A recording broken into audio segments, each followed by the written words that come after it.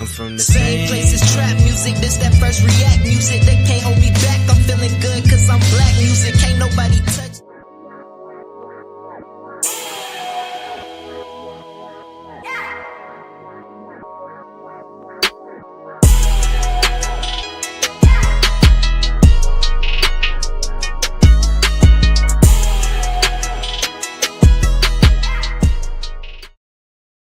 Good evening, everyone, on this beautiful, beautiful Sunday. Welcome back to another episode of Cigar Sundays Live, where we define, examine, and analyze words, sayings, and phrases used in American culture. And tonight, we will be smoking on Degenerate. So grab your thinking caps and get ready to smoke on words with two big nerds, myself, Chef Earl Pearl at DBCHEFTV, and the God, Ali Dawood L at BK Soul Farm. And yes, indeed, we are the Cigarden Panel. Peace, God. How you feeling? Peace, guy. I'm feeling good, man. Super productive. You know, like I was telling you earlier offline in the backstage, man, this heat, you know, farming and dealing with livestock and these crops and dealing with the watering. Like it takes a lot of effort, man. And you get some hits and misses and a lot of effects, right? And you learn to deal with the effects and you learn to adjust, right? So we've been putting up a lot of shade, right? Putting up some fans, just trying to keep things cool and just going with the punches, man. Like, you know, Mother Nature is the mother. Mm-hmm. You know? Yes, and she can be a mother. She can be one bad mother, Mama Jamma, when she feel like it. But man, oh, the joy that she does bring. And that's always what's up, God, because right now they got some little parasite going on around on vegetables and fruits and stuff. And it seems like that's stuff that you get at the store. But if you are 10, 16 and 160 self-sustaining, you know, that might be something that when you see that pop across your phone or come across your feed, you ain't even worried about nothing. So that's another reason. We're gonna get to that. But yeah, y'all make sure to smash that like button. Also subscribe to the channel, hit the notification bell. So when we go live, you never miss an episode of Cigar Sundays Live. Also, y'all head on over to www.bksoulfarm.com and pick up your copy of what we was just talking about. 1016 160 Self-Sustainability by that brother right there, Ali Dawood L at BK Soul Farm. Link is in the description. And also, y'all, don't forget to subscribe to DBCHEFTV. Put your name in the hat and win possibly $100. We're giving this away each and every third Sunday right here of the month. And we want it to be you. So what you got to do for it to be you is subscribe to the channel. And we thank you for that and love you for that as always. So go ahead, put your name in the hat. And don't forget, we got merch, DB Chef TV merch. We got BK Soul Farm merch. Link is in the description. And like we always say, God, if money's tight, it's all right. We're going to still love them if they do what? Smash that like. Smash that like button for us. And we're going to go ahead and get to tonight's smoke. Let's bring up the questions for Degenerate. So always, each and every Sunday right here, we got our first house question. What do you think of when you hear the word degenerate? We want to know. What do you think of when you hear the word degenerate? 2, have we become too quick to judge people as degenerate or too afraid as a society to not appear tolerant to degenerate behavior? No, that's a loaded one, y'all. But we're gonna get to it tonight. We're gonna smoke on that one tonight. 3, does entertainment contribute to degeneration, or does it only reflect society? 4, does the Black community have a problem of degeneracy? If yes or no, why? What does it look like? And what are some solutions? And then 5th and final, last but never least, is the word degenerate bad, good, or misunderstood? You know what you got to do. You got to stick around to the end of the show for the Cigarden Panel to let you know Also, we got some good flavor bombs tonight, so y'all gonna want to stick around for those to hear our insights. And yeah, let us know in the chat or in the comment section below, depending on when you're watching the show. And we're gonna go ahead and get to the guy Ali Dawudel at BK Soul Farm. What do you think of when you hear the word degenerate? Peace, God. Peace, God. Yeah, I jotted down a few things as you was running through the questions that just popped into my head when I think about degenerate. And the first thing I think about is low vibrations. Something that's not high volume. It's something that's just fun, right? Like it's nothing really mental, right? Nothing that's gonna help you to elevate for real, right? I think about no positive production, right? Nothing positive other than fun, right? And I'm saying fun is cool, but not necessarily positive, right?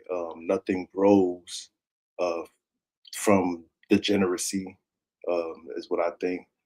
Um, I also think it's a rage against culture, right? So whenever we actually did a show about it, you know, Black culture. We talked about culture and if we even had one, right?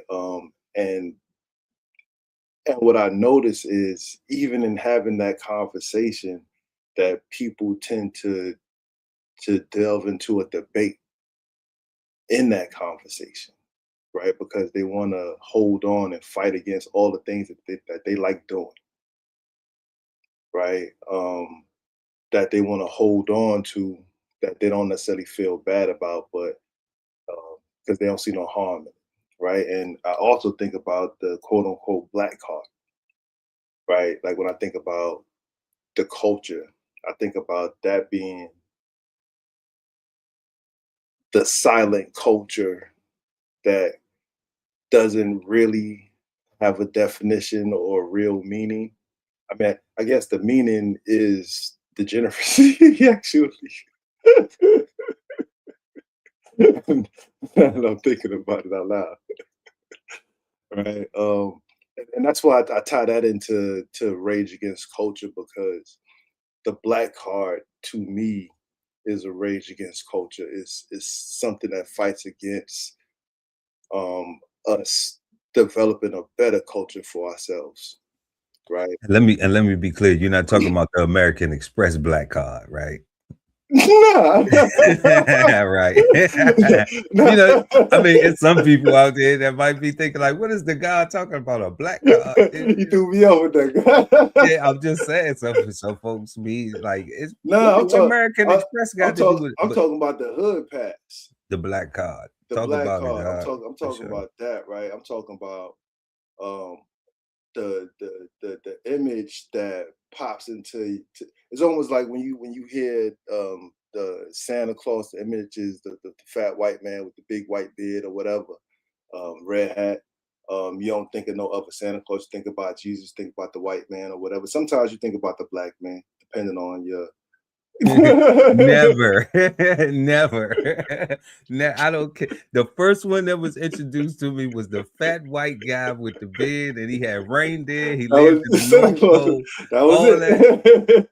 I don't care any variation you give me. You could give me a Samoan. You could give me a Zimbabwean. You could give me a Venezuelan. It don't matter. I'm still gonna think of That's gonna be Santa, right? that's gonna be Santa always. Right. And I just feel like the hood pass, the quote unquote black card, you know, it's somebody's having the idea that they can pull somebody's black card like that. That is saying that, you know, you're not acting as black as you should, or as black as I think you should be. And it's really is you not supporting niggerdom, right? Like usually the people that get they black cards pulled are people that are anti the Negro activity, Break that right? down a little bit, God. We talking about degenerate behavior and degenerate, right? So break that down a little bit, because a black card getting revoked, you know, we've seen that in the past. We've seen that, you know, we've seen that in the past with like Tiger Woods. They, you know, was these jokes and narratives with like his black card was revoked. Yeah, right? that's when you see stuff like that, and it's like, all right, like what does that mean, right? In reality, right? Like that mean that the police don't pull him over no more because his black card was revoked? Like Who, he Tiger? like, Police pulled him over? like, it don't mean that, right? Like so he always give him a reason. And so what does that mean as a way, just as another way of putting somebody down, or a way of separating somebody from the group, right? Because if you don't want to bullshit and party, then you obviously are a killjoy, right? Like why are you at the party? Like you don't even want to party. And I'm saying, why are you at the party? You don't even want to party. You know what I'm saying? Everybody at the party should be people that want to party, right? People that want to elevate and do other things should be, you know, together doing that thing, you know. But I get that. Like even at the work, even, you know, if they, whether they call in the party a work party, yeah, you know, it's still like yeah, we should have some principles aligned. You know what I'm saying? Like, yeah, that would be fair. That'd be fair, right? But degeneracy is, to me, is like it fights against anything that you might want to do to have a collective image, or because again, that whole idea of we're fighting against the whole monolith narrative that is put on us, right? This whole everybody, oh, you know, black people not a monolith. Yeah, nobody's a monolith, right? Like there's no household that everybody think the same, that everybody walk the same, dress the same, and do monolithic things, right? Like everybody got their own brains, right? But the idea is that house. Do they? I mean, yeah, I mean, if yeah, they do, right? Physically, you know, yes. they could give them over to the TV. They could give them over to the algorithm, and let that manipulation run and control them. And now they living from meme to meme, and off of one TikTok to the next TikTok, right? Keeping their car good because they're keeping up with the trends, right? Or they could, or at least, like you said, that car with the people that they riding with. Correct. Yeah. Right. But you know, if somebody in that house is trying to is doing something anti anybody in that house, like they're fighting against culture, like they're fighting against what we're trying to produce, and what we're trying to say we represent ourselves. Is that right? Like being in a house and nobody in your house, older people, went to college or nothing, and they like, well, why you want to go to college? But not for nothing. You know what I'm saying? Like you the eyeball. But everybody should be pushing you to go to college because they didn't. Because they didn't. or couldn't, or whatever the reason was. They didn't. They did. It's just they didn't. If you didn't, then you didn't. That's true. You know, whatever whatever your reason for, excuse, rationale, logic, didn't happen. That's true. That's true. Right. They should be supportive. And you should never try to stop your reflection, especially from succeeding, right? And I feel like that's what the hood pass do. That's what the black card do. That's what it means to be degenerate. It holds back your potential success, right? And it's just not productive. That's how I feel about it. No doubt. So that's what the guy Ali Dawudera BK So Farm thinks. Yeah, that's what I think. That's what I think. My bad. When he hears the word degenerate, y'all let us know what y'all think, or if any of those things that he was saying, you know, you resonate with. Exchange insights. Let us know. We respond to you.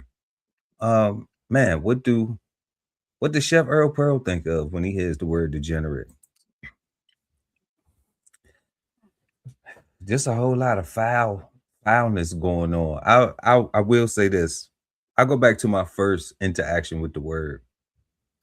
I got a auntie, and I remember her coming into a space where I was and a couple of my other cousins and my uncle, who was her older brother.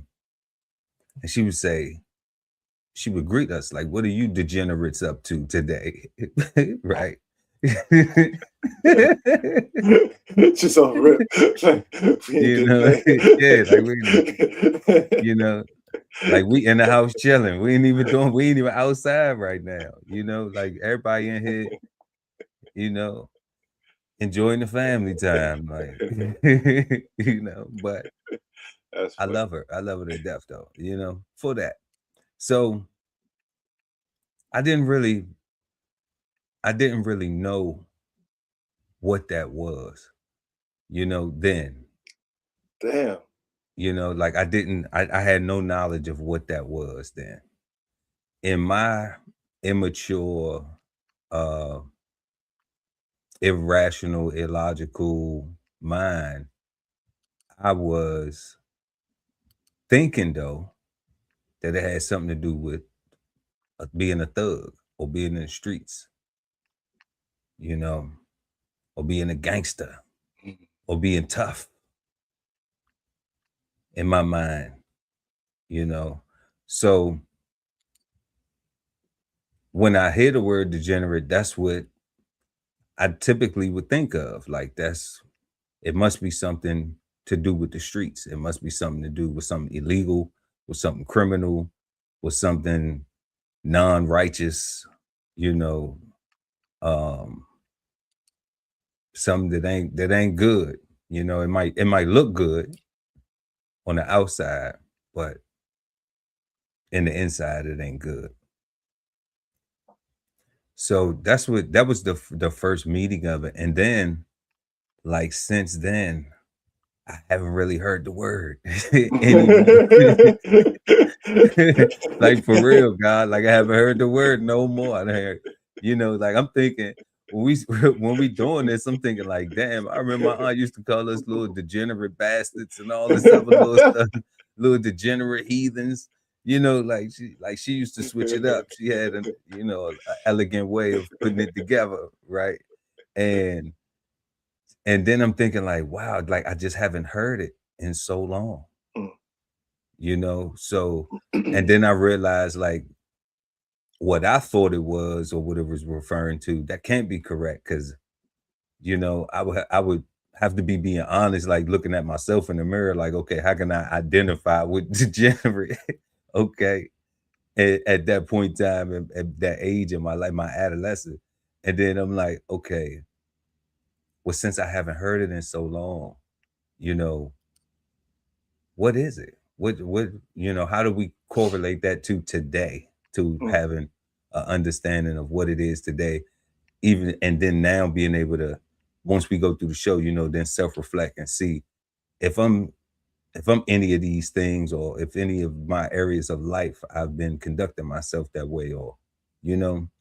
So that's what I think of when I hear the word degenerate without having a up-to-date knowledge of it. You know, when I'm thinking of degenerate, I'm thinking of scammers, boosters, thieves, robbers, you know, illegal dealers, cat pillars, you know what I'm talking about. So I'm like, that's what I'm thinking of. I'm thinking it's just criminal, everything criminal, you know.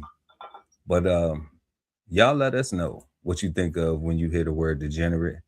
And what we're gonna do is we're gonna go ahead and get into the definition, because that's what we do right here on Cigar Sundays live each and every Sunday at 9 p.m.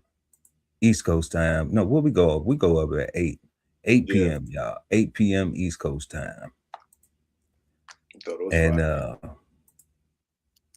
yeah, that's brunch. That's brunch on Fridays. But we go up at 8 p.m. y'all. Make sure to smash that like button and hit that notification bell. Subscribe to the channel. We really appreciate it. It helps us get content like this in front of beautiful people like you. And let's get to degenerate, y'all. That's what we're smoking on tonight. It is an adjective, a verb, and a noun. So we getting it first right here. 1A, having declined or become less specialized, as in nature, character, structure, or function, from an ancestral or former state. That's the first one right off the break. That's heavy. Having declined or become less specialized, as in nature, character, structure, or function, from an ancestral or former state. That's crazy. That's heavy. Having sunk, 1B, having sunk to a condition below that which is normal to a type. I ain't got no type. Bad Bezos is the only thing that I like. Ooh, it's all in the music, ain't it? Yeah, we got a type though. Hell yeah. And then we got C, 1C, degraded. All right. Then we have 2, mathematics, being simpler as by having a factor or a constant equal to 0 than the typical case. Then we get physics and chemistry, having 2 or more states or subdivisions, especially of the same energy or frequency. Having 2 or more states or subdivisions, especially of the same energy or frequency. Now that's, see, that right there sound like some things coming together. Yeah, but we talking about physics and chemistry though. That's physics and chemistry, but when we put it down to the physical human, you gotta scroll up. We gotta scroll up.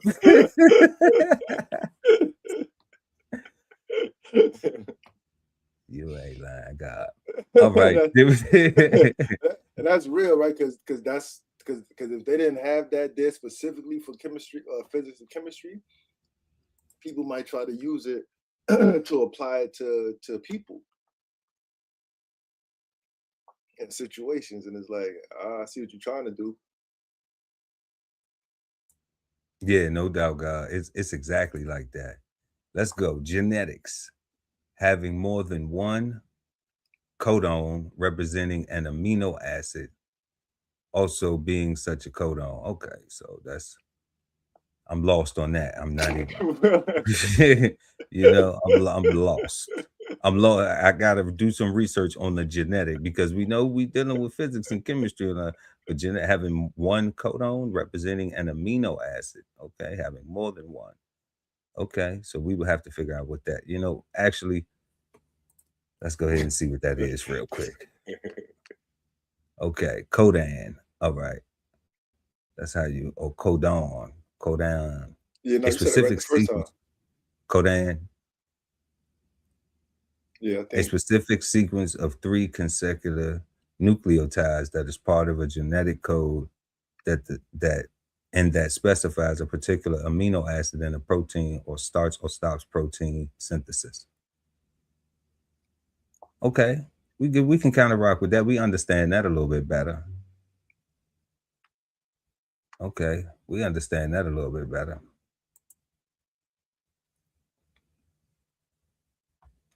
And then it's in correlation into a specific amino acid. Okay, having more than one. All right. Then we get degenerate as a verb, to pass from a higher to a lower type of condition. To pass from a higher to a lower type of condition. That's kind of lining up with 1A. Yep. Then we have the verb still going. It's still going, to sink into a low intellectual or moral state. 3, to decline in quality. back to biology, to decline from a condition from the standards of a species, race, or breed. To decline from a condition from the standards of a species, race, or breed. Then we got to evolve. We have 5, to evolve or develop into a less autonomous or less functionally active form.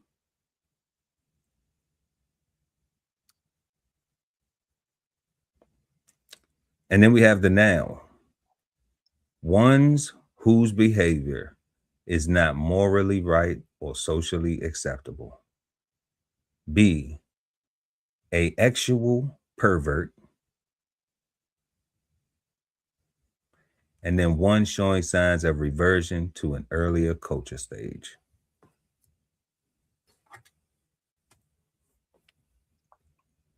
What we got, God? What are these? What is these sticking out to you right now? I think we were spot on. I think we were spot on. Like except for like the genetic stuff and like all that super science stuff, right? But as it applies to society and what's going on, like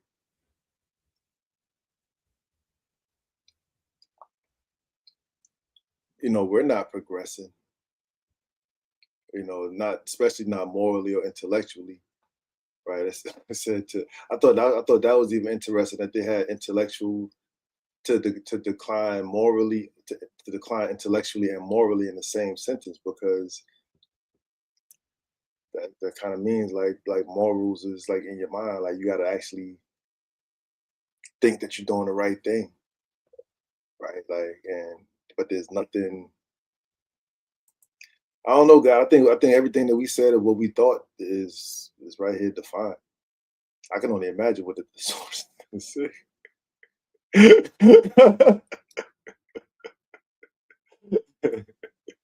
Speaking of the thesaurus, let's find out. So we're gonna head on over to the thesaurus, and the thesaurus gives us the synonyms of degenerate, as in weak, corrupt, pervert, and as in to deteriorate. So we see 1, as in weak, having lost forcefulness, courage, or spirit. Weak, decayed, degraded, decadent. What's that? Affect? Affect, yeah.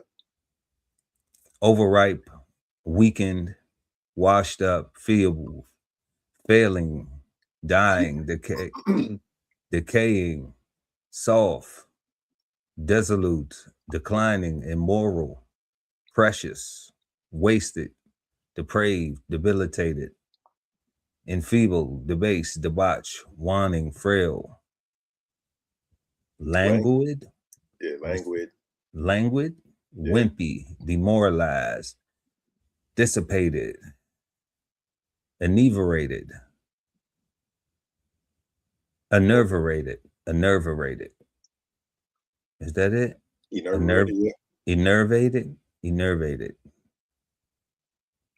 Enervated. Over refined, enervate, and sapped.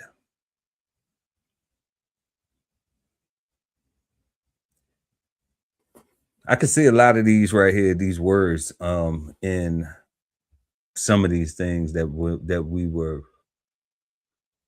we had our meaning attached to. Yeah.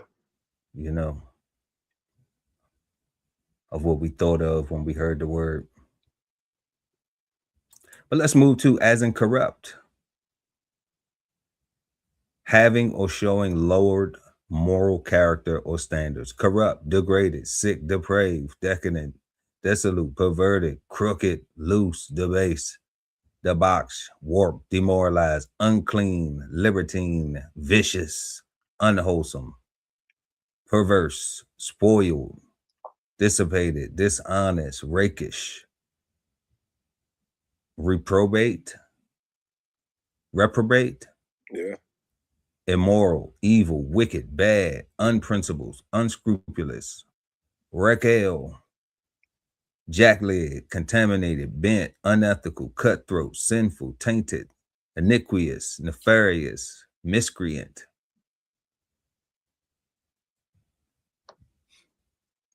Yeah. Yeah. Ain't nothing to say when it's saying it for you. Yeah. Yeah. Remember all the scammers, dishonest. All the thieves, dishonest.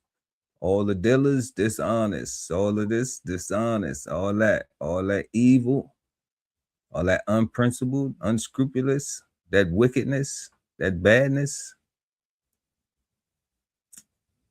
Yeah. With a house. Mm-hmm. With a he's house. Perverted. All that. Where the twerkers at?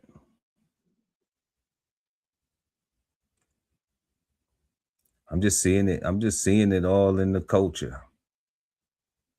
You know, if I ain't call it out yet, we ain't get to all the questions yet. So don't worry. We ain't done. Got to identify the problem before we start talking about a solution. Yeah. All right. So then we got degenerate as in pervert, a person who has sunk below the normal moral standard. Pervert, rake, villain, libertine, deviant, playboy. Playboy is a pervert. Wow. A backslider. Debauchery, debaucher, derelict. We got called that too. You derelicts. Like, what is that? I didn't know it pervert though. Now yeah, you know what I'm saying? Like, I thought it just meant I was a bum or lazy or something. You know, the juvenile delinquent. I'm thinking it's something related to being a delinquent, but I'm not thinking it has to do with sunk below the normal moral standard. No, I didn't think that at all. I thought it meant lazy.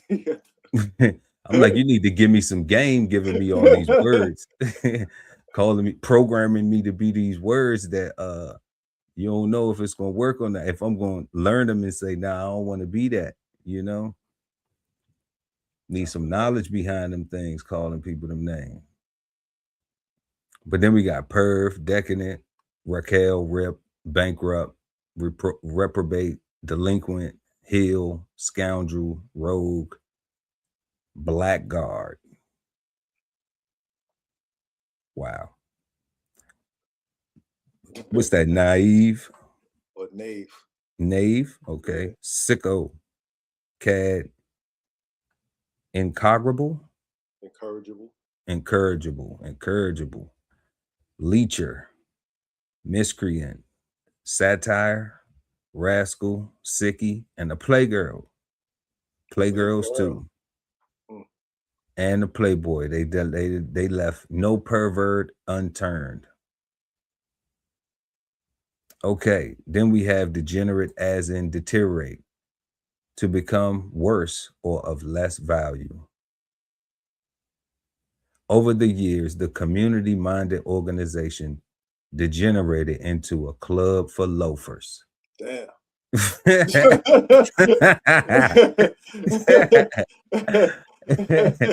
I don't know why we laughing, because, man, that sounds like the Black community, and that's not funny.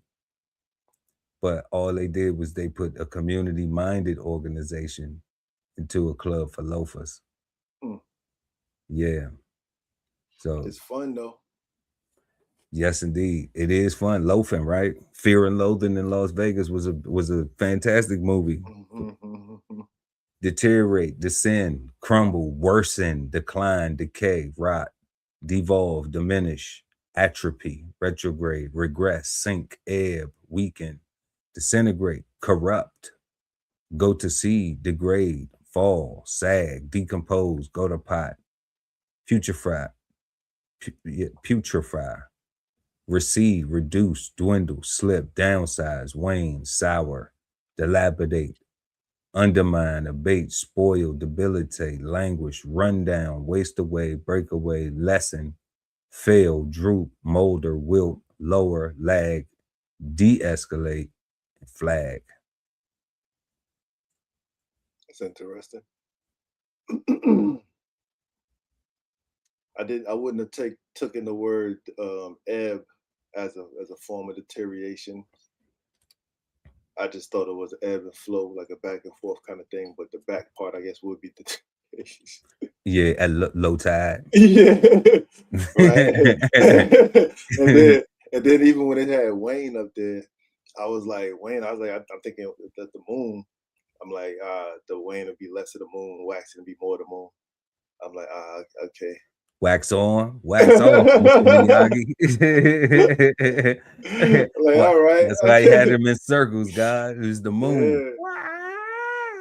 Like, I like this show, God, because it shows you like different ways to think about these words and how they apply, so that it helps me understand better. Absolutely, absolutely, God. So I can actually say what I mean for real, and mean what I say, right? Word.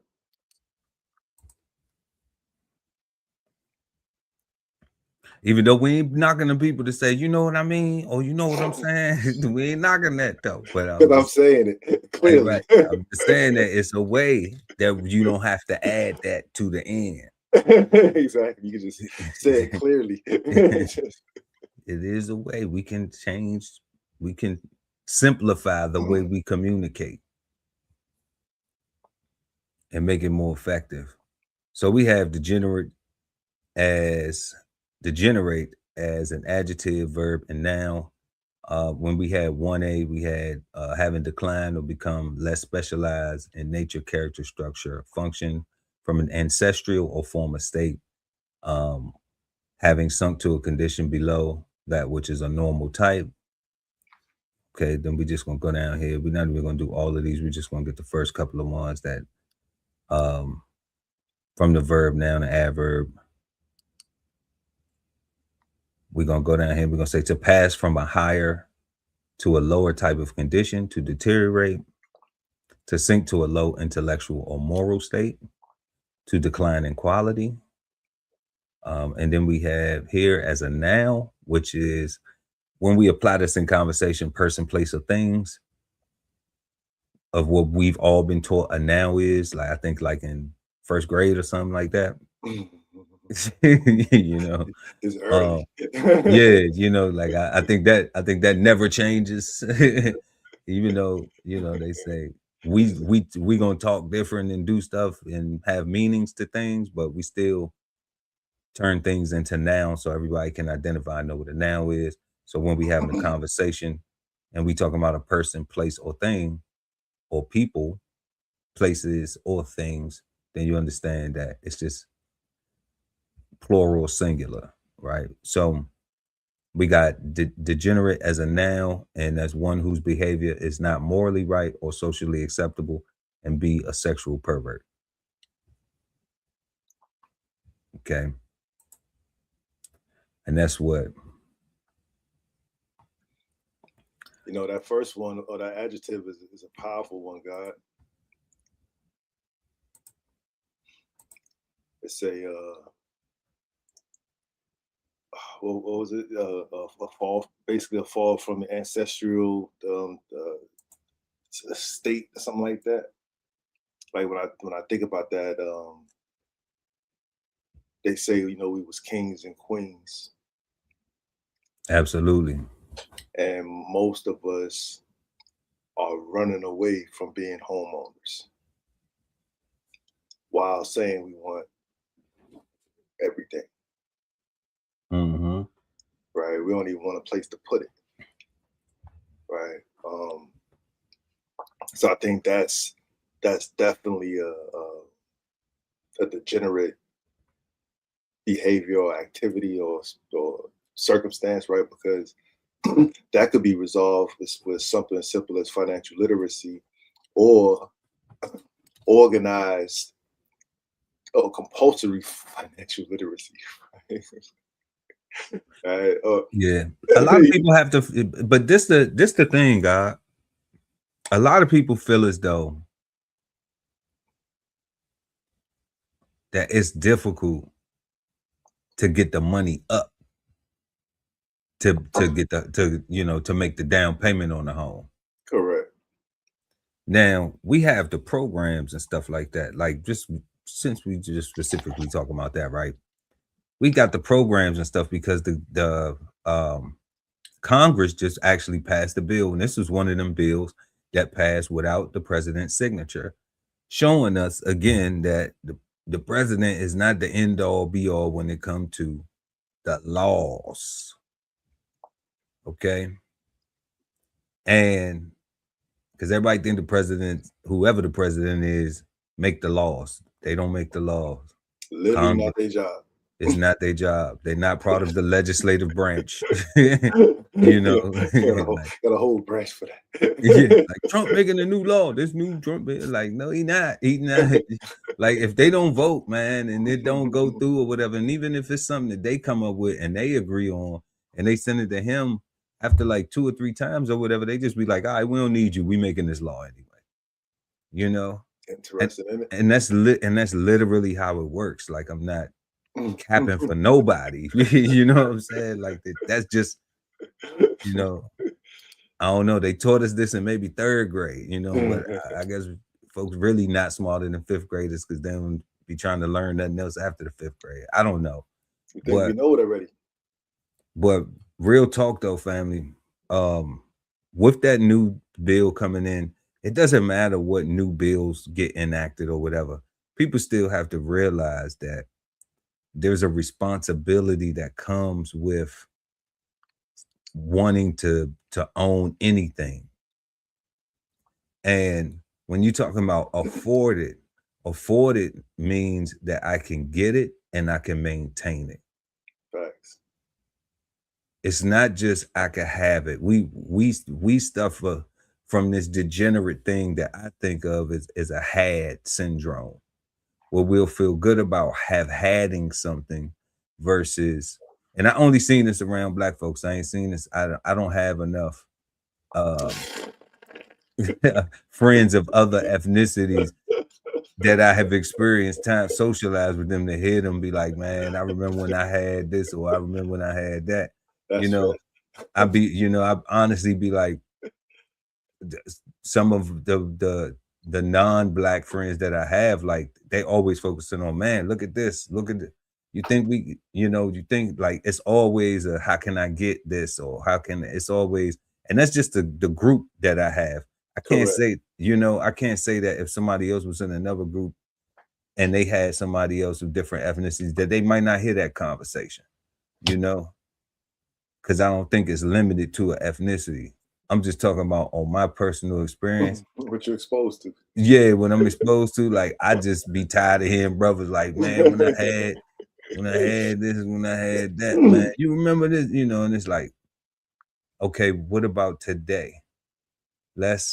Can we put a plan together now to have that today, but then you have it in the most responsible way, because everybody got them.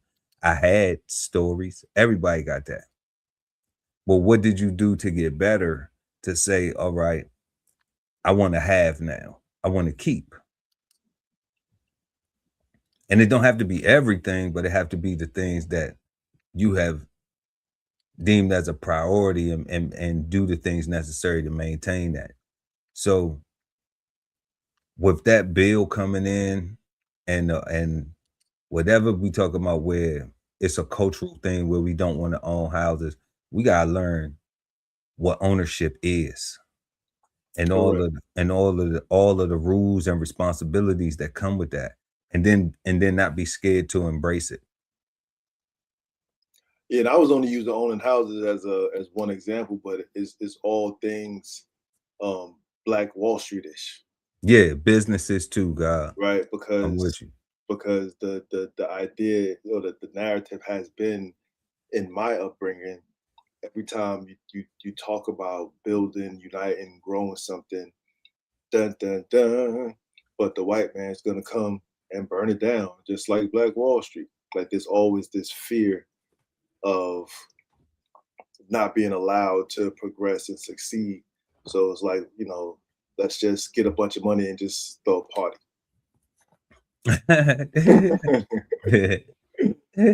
That sounds fun. You sound like you not no fun. It sounds like you ain't no fun. You You know, know, so you want everybody to be working and mad. I don't know. That's what, you know. That's why I wouldn't go to the party, like, unless unless I've done everything I need to do on my end and I can actually afford to have fun, because I'm good over Yeah, right. here. That's the only way you see me at the party, is because I'm not paying for it tomorrow. At all. You know, At all, right? No party choice. paid for today. Today. You know. Right. So let's get into our second question, God. We have this evening. Have we become too quick to judge people as degenerate, or too afraid as a society to not appear tolerant to degenerate behavior? Y'all let us know in the chat or in the comment section below, depending on when you're watching the show. And make sure to smash that like button, y'all. Have we become too quick to judge people as degenerate, or too afraid as a society to not appear tolerant to degenerate behavior? I think the lack of an identifiable, affirmed culture makes everybody too judgmental, right? Because there's nothing to say what the actual standard is, per se, right? And when the standard looks like it's being propelled on the TV and the news, not the news, but the music and the movies, is debauchery and whatnot, and that appears to be, I think that that makes people become afraid to complain about things that don't look right, because it's everywhere socially. It's the social norm is the base human behavior is everywhere. It's in your face. It's, you know, people go out their way. You know, ridiculousness is the how can I garner views, because the views is gonna, you know, generate some dollars somehow, right? And and you know, with a place like America only being 250 years old, uh, not necessarily having enough time to deal with its own narrative in the first place, right? Because the whole slave culture that they just, I guess they said they're not going to deal with it at all. So I guess we just got to accept their reality, right? But the reality. What you mean, God? Like, as far as they not going to say? Oh, you talking about the? Yeah. So by them saying no reparations, that means they're not going to ever apologize.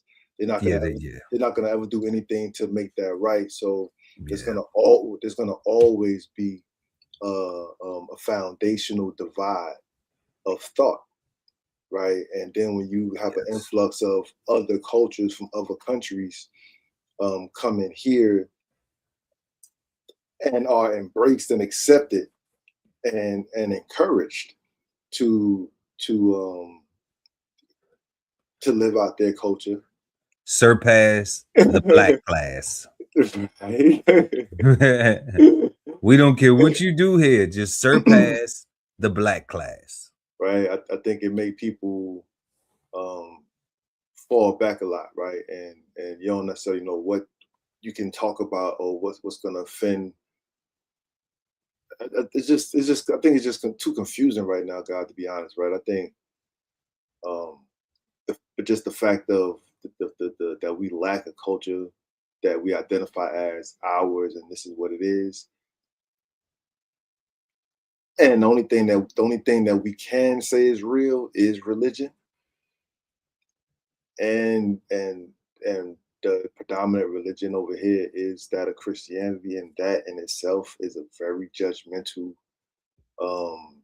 religion, right? They're always looking at other people to see if they are Christ-like enough, and are encouraged to bring more Christ into each other or other people's lives. And Hold right? on, watch it, brother. Watch it, brother. And I'm just saying, but Are like you that. saved? Are you saved? If you ain't saved, you can't talk like that. Okay.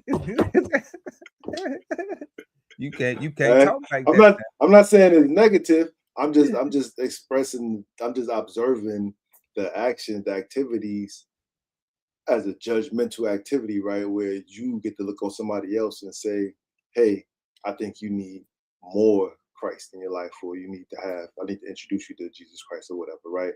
So I think that in itself just makes everybody naturally super judgmental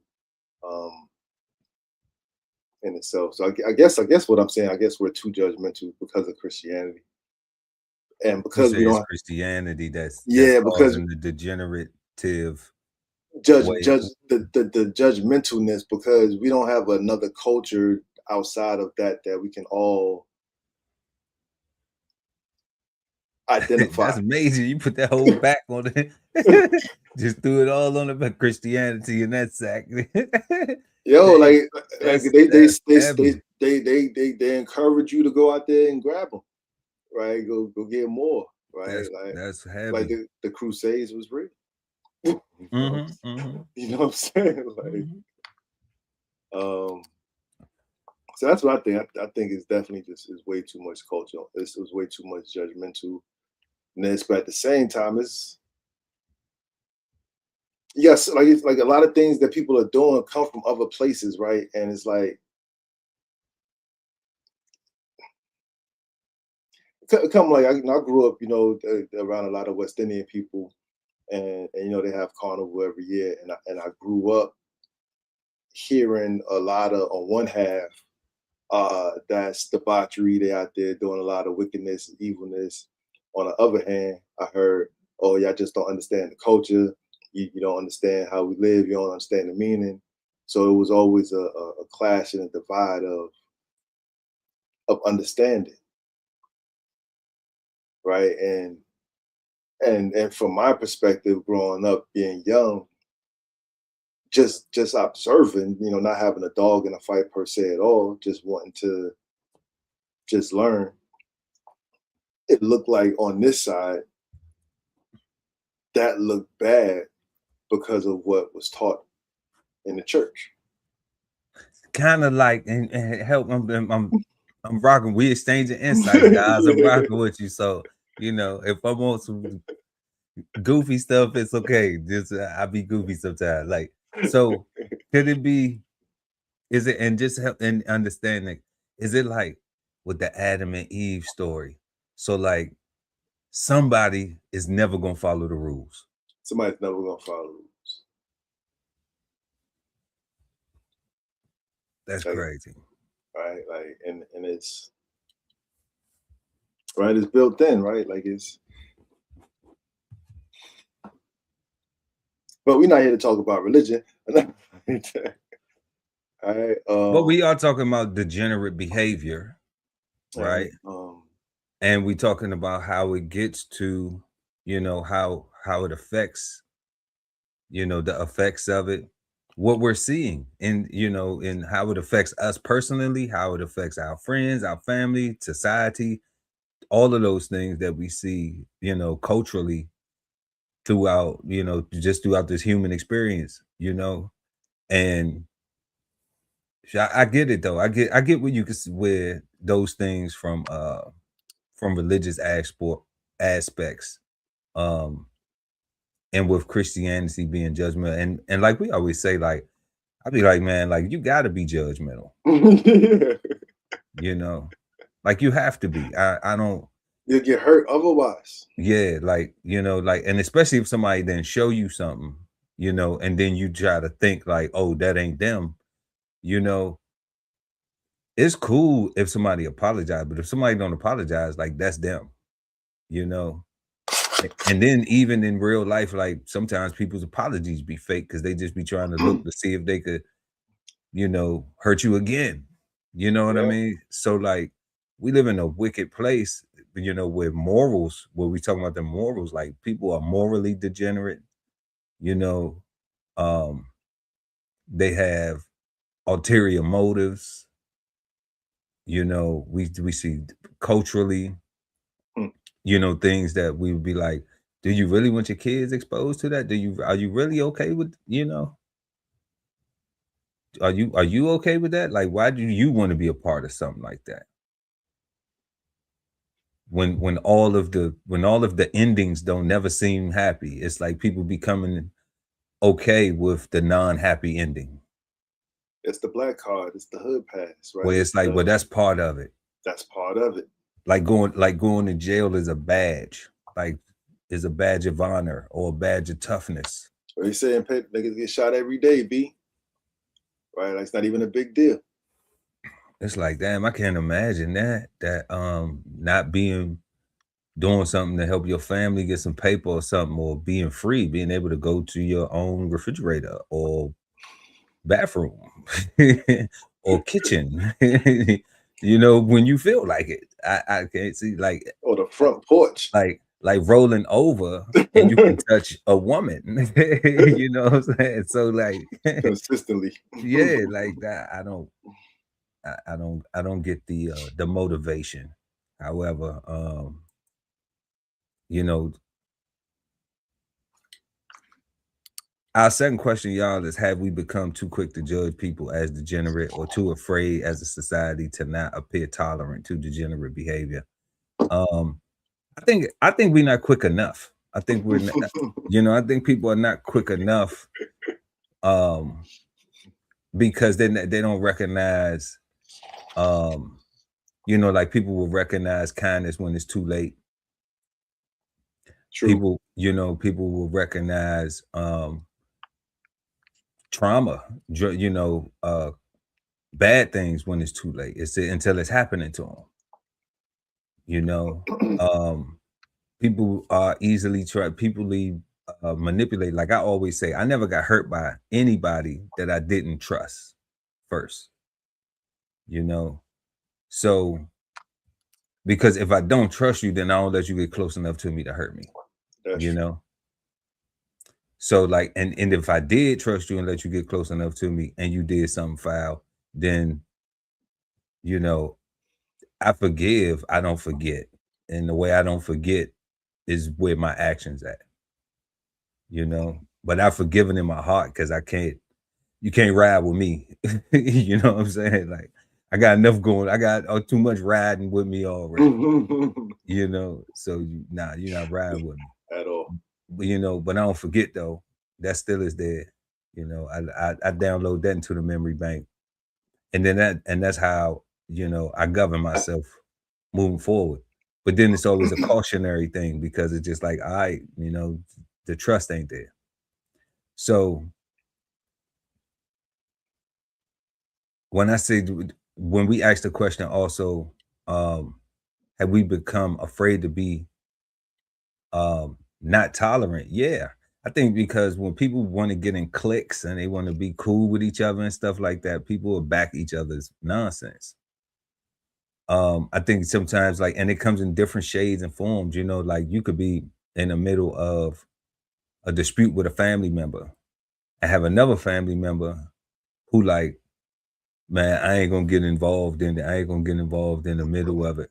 But it's like both parties then came to you and you're already involved. Yeah, like both parties then came to you and said something. And now it's like, well, the council can't quit in the middle of the damn. I don't want to seem like you right, and I don't want to seem like he wrong or you wrong, and they wrong or whatever, you know. But it's like somebody, maybe both people wrong, maybe both people right. But if they can't get it together, then that's why you're there, to be able to fortify that relationship. To be like both, to tell both of y'all are tripping. Just like that. You know. So either y'all gonna talk about it, or then what? Y'all just gonna be upset with each other. You know, and it's different when it's family because you might purposely put yourself in a situation where they are. You know, if you're going to your grandmama's 95th, 97th, 100th birthday party, then if you got, you know, a little bit of a discussion or something a gripe that you had with a family member and y'all ain't discussed that, then you're gonna see that person there. So then is the hug fake?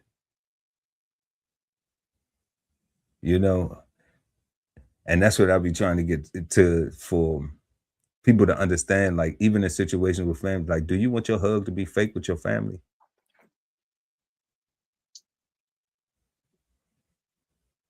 You know, and that's cold, but that's yeah, that's a cold thing right there, God. Like people don't realize that they hug their family member, really have a problem with them, won't pull them to the side. That's a fake hug. All day. You know, because you only, you know, like, yeah, you can give somebody a hug, ain't no problem with it, but I ain't in the process of hugging people that I really don't love. At all. You know what I'm saying? A fist bump will suffice. Yeah, like, you know, like if we showing each other love, like, and I really love you, then yeah, all right, bam, we can hug, family. You know what I'm saying? Like, ain't no big deal. You know, but I think that we are practicing culturally, you know, not me and you, but I see a lot of people practicing culturally where they don't want to say anything because, you know, they don't want to appear as being on a side of right or wrong. And it's like, so you fake remain neutral to go along to get along, even though you knowing all along, like there is some right and wrong in the situation, you know. And I think when people do that, I think that helps degenerate communication within the community, communication within culture, you know, which can degenerate uh, um, within relationships, you know, within the social construct. But you know, people got a right to act how they gonna act. You know, that don't mean I got the funk with you. You know what I'm saying? That don't mean you got the funk with me. You know, And that's but, the cool part. right? They say birds of a feather. You know, get cooked together. Especially over here. Throw them in that grease. Yes, indeed, guys. So y'all let us know what y'all think in the comment section. We just check out the chat. We got a couple people in there. What's up, Bug? Shout out to lovely ATV in the building. What up? What up? And then who's this? MC Time. You can identify with the truth. Hey. You know. Salute. Yeah, salute, family. But we ain't trying to identify with no lies. Hell nah. You know. For real. So y'all let us know what y'all think in the chat or in the comment section below, depending on when you're watching the show. Have we become too quick to judge people as degenerate or too afraid as a society not to appear tolerant to degenerate behavior? Third, tonight, y'all. Does entertainment contribute to degeneration, or does it only reflect society as it is today? Does entertainment contribute to degeneration, or does it only reflect society? And like I said, today, like it is today. What you think, God? I think the answer is yes. Entertainment does degrades society, and people want it today, right? They want. I think today, because there's no culture of productivity. Degeneracy is the flavor of the day, and the entertainment helps secure that mindset, right? I think originally, I think the entertainment industry helped, if not was the puppet of manipulation to make people dependent on the TV and on the music and stuff like that, and living in la la land. Everybody looking for quick 30-minute fixes because everything can be resolved in a 30-minute sitcom or a 2-hour movie, right? Unless there's a cliffhanger, then you wait for part 2, right? But it come like with the plantation mindset, right? Where it was enforced, enacted, put into people's mindset that the colonizers could literally take their hands off and stop doing the things to create the actions and let the pieces just move on their own because they've been trained to be niggas on the plantation, right?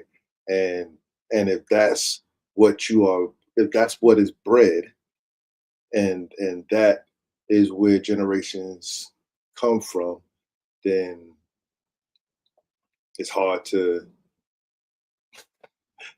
yeah, you gotta fight. It's not hard, you gotta fight, right? To come up out of that niggerdom and be free mentally and spiritually, right? Because it does take a lot to walk away from your loved ones that might be dangerous to you and to everybody else, to themselves, you, right? But I think entertainment did that, and now we're to the point to where, like I said, we're caught up in the algorithm. Everything is about the latest trends and the latest dance and the latest, how many views can we love the views, we love the likes. But for a lot of the stuff that gets the most views and likes are things that are a bunch of nothing things, just fun, right? And it's just momentarily fun. It's not even things that you can recreate or replicate at work or at church or in front of your grandmother, for real. I mean, I don't know. Maybe not your grandmother. No. Times have changed. No, they can not. Grandmama just 45 now. I know, right? That's why I said times have changed. Might even be 39. Grandma might be 39 now. Right.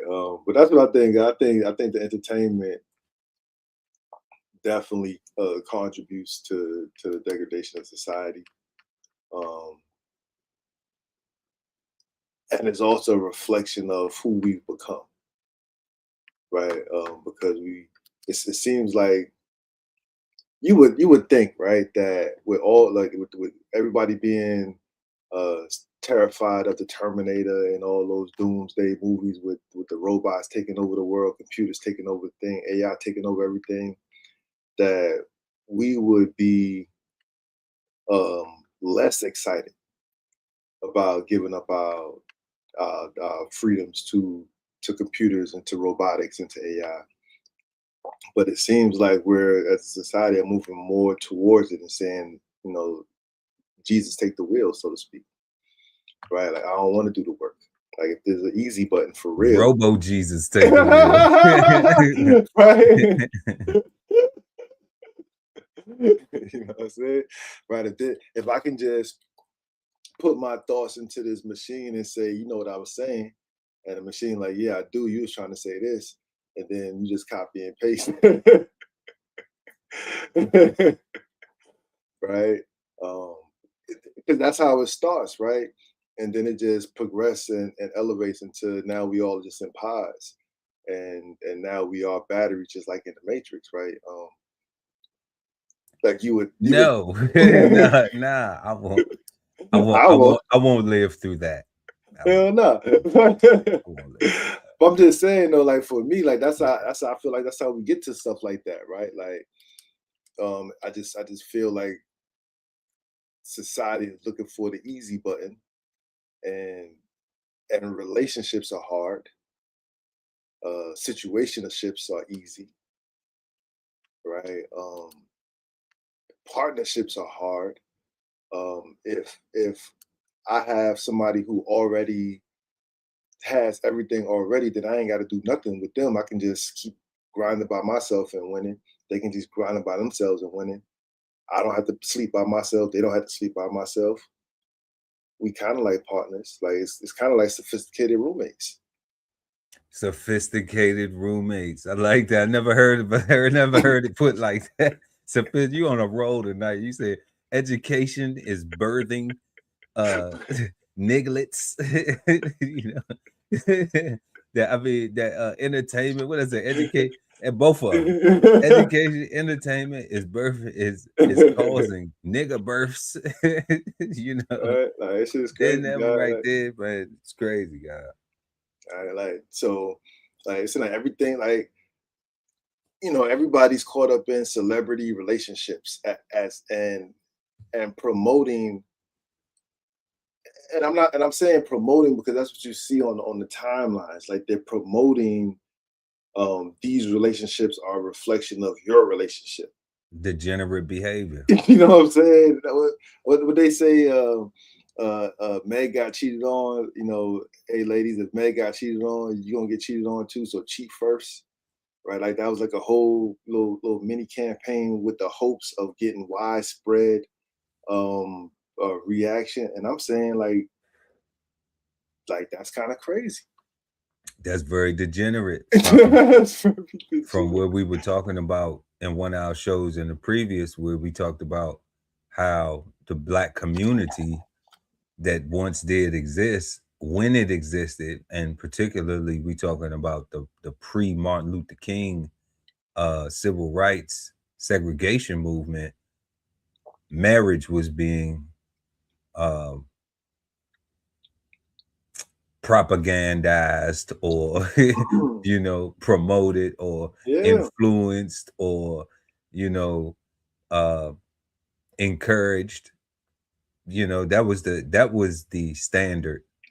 And now it's just no standard. Now it is just degenerate, like far from that, going to what you said, where it's like, let me cheat first, or let me just be a cheater, and you just know that that's what it is. And I'm gonna have 20 random partners, and they all do something for me, guys and girls. Guys and girls. Because they had Playgirl on there as well. Yep. Yeah, I'm just gonna be a whole pervert, degenerate. And that seems to be, I think about a guy like right now, there's a whole what looks like government officials protecting actual deviant behavior amongst themselves, right? Like they all voted against releasing their misconducts and whatnot. To me, I'm like, why y'all got people, doing misconduct? Like y'all, like y'all, why do y'all even have report cards? Why do y'all even have a bad report card tucked that somebody else knew about, but you still got your job? Yeah, like when you talk about if any, like those people should be public examples of nobody's above reproach, and if you do something bad, wicked, or evil, you will be set on fire, metaphorically. As a politician, though, and they're supposed to have a code of ethics, right? So when they work for the people, then there should be some sort of moral obligation to the position, but it's not. And when the people see the government people cutting corners and being perverted and being deviants and degenerates, that behavior just trickled down. It's like, let me see what I can do. How far can I go? Right? Like the low vibrational, instead of saying, hey, let me set myself apart. They want to catch a lick. They want to see how far, they just want to be a part of the wave, and it's not good because it's just. So do you think if they stopped, that it would have an effect? If they stopped doing all the underhanded stuff that they do, the politicians do, and all the whatever stuff nonsense they got, do you think the people would stop? I do, because if they are the representation of the people, then if our representation are hard-nosed and honest, that suggests to me that the people that they represent are also hard-nosed and honest. So I would imagine that same trickle. So to me, I would imagine that same trickle down. I don't think so, God. I don't think so, God. I think we live in a culture where they're gonna say, ain't nobody tell you to go get high and mighty all of a sudden. No, I agree with that. Like, we do live in that culture, but but if they got their shit together, I think that criminality would be too scared to be criminals, because like the magnifying glass is coming from the top. I like in my I like the hope. That's what I'm saying, right? Yes, God. But your question was kind of hopeful, right? Nah, it was loaded, God. I apologize. I just went with it. I don't think that's ever going to be possible, right? Like, I think I think we're doomed. Like, I think that it's every man for themselves, and each one that we can reach is the other one that we got to teach, right? Right. And it's not everybody. No, it's not everyone. It's everybody that I can influence and impact, and that love me and that I love back. Those are my everybody's. No doubt. Them folks still gonna be degenerate though. They're gonna be like, I've been degenerate for so long. Why do I want to change now? I just want to keep worsening. I want to get worse with it. I want to get worse. I'm looking for worse things to do. What can I do today? What can I do today? Whose day can I ruin? Remember, misery love company. Some people just want to be left alone. Like all them dudes, all them weirdos that begin on public transportation, touching women's butts and stuff like that because it's crowded. Like people that actually go out their way and do stuff like that. It's like, yo, son, you can just literally go to the strip club. You could just literally go to the strip club, right? Like women sitting there waiting for you to do that. We ain't gonna do that to the dancers. The dancers want to get. They don't want to get groped. They don't want to just not without compensation and a conversation. It's not just the grabathon. This week at Playgirls, Playboy. My money. I pay it's the grabathon. That's funny. Yeah, I don't know. I can't speak for the male review guys because I've never been one of them. But maybe they want to get grabbed on. I don't know. Some masculine energy thing. But man, this degenerate behavior is getting really wild out here, God. And when we ask the question, does the entertainment contribute to degeneration, or does it only reflect society? Yeah, I mean, we got social media. Like you were saying, we touched on so many great points. We got the social media aspect of it where you can just type in twerk and you can get twerk. You can type in shootings and you can just get shooting news. You can type in crime stories, you can type in just hood crime and you can get stuff.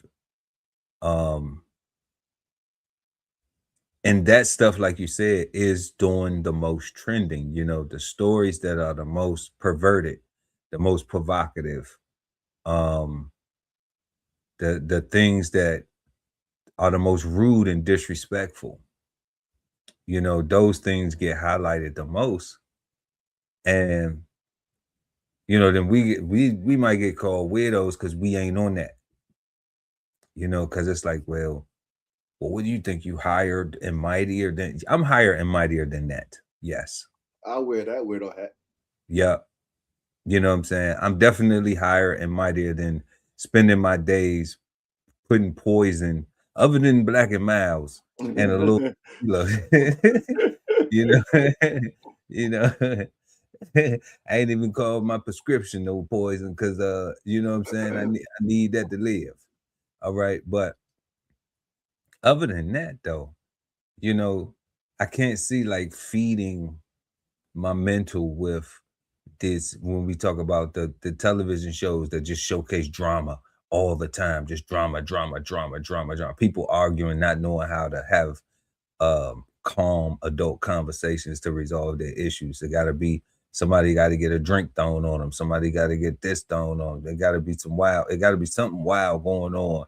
It can't be just you got an issue. Okay, let's talk about that. What's going on? You know, well, this how I feel about it. Well, this how I feel about it. Okay, so what we gonna do about it? You know, we don't never see things like that. We see the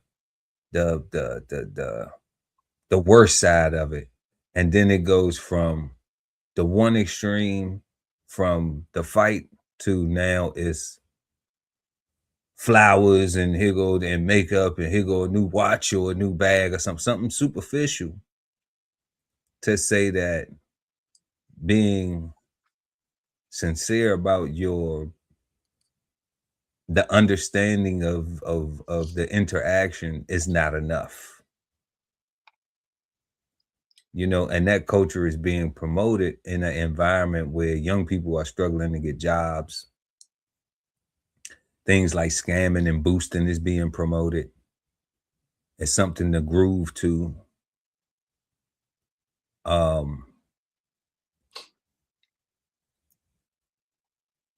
Like the issue that you brought up with the from the Meg Thee Stallion and Klay Thompson relationship of, you know, promoting women to just continue to don't look for no husband. Don't try to be, you know, don't try to treat your vajayjay sacred, you know. Just go out here and do, you know, do whatever you want to do with it. Like, yeah, it's yours, you know. Let everybody run through it. You know. Like how do men raise, when a lot of people don't ask it, like how are men raising daughters feeling about that? You know? Like the men, like the dads, that's the fathers that are there with their daughters, like they have to compete with that shit like every single day. You know, fight. So shout out to them. You know, the music telling the boys to be a slider, telling the young men to be, don't even forget a fight, forget being able to know how to defend yourself. You know, if you ain't a shooter, if you ain't willing to murder somebody and throw your life away over something foolish, over something that's probably foolish, then you don't stand on business. You ain't this, you ain't that. Like, gotta get your black card revoked. When all of these OGs coming home, all of these older hustlers and guys that were selling drugs and committing murders and stuff are coming home today, and the only thing they saying is it wasn't worth it at all. And yeah, they may not be talking about the crime. They may not regret the crime or the activities they was in. But everybody, all my brothers that I know that done been locked up, family members and everything, the number one thing is the time that they miss with their family. The time that they miss seeing people that they love, that they were interested in, grow up and become things, and how they could have participated and been involved, but they had made a choice that cost them years of their life to be incarcerated. That's the part that everybody, I don't care how many years they did, 30, 40, 10, 12, 8, 5. That's the thing that they all feel the same about. That's important. We don't focus on that enough, you know, because the entertainment side of it is promoting, you know, do the crimes and then glorifying jail, going to jail. Like that's something to be proud of. You know, then we have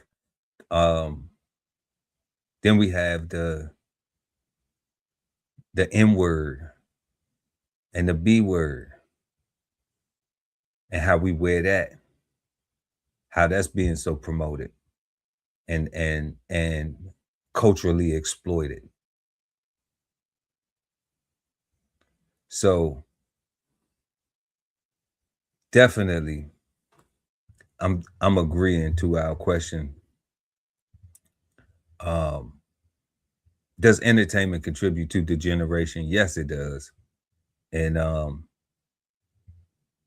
I think that it contributes to it more so than it reflects, because it allows to shape, it allows to influence. So then, yes, those things become a reflection of society because people taking their cues from this stuff. But y'all let us know what y'all think in the chat or the comment section below as we move on to question number 4. Does the Black community have a problem of degeneracy? If yes or no, why? What does it look like? And what are some solutions?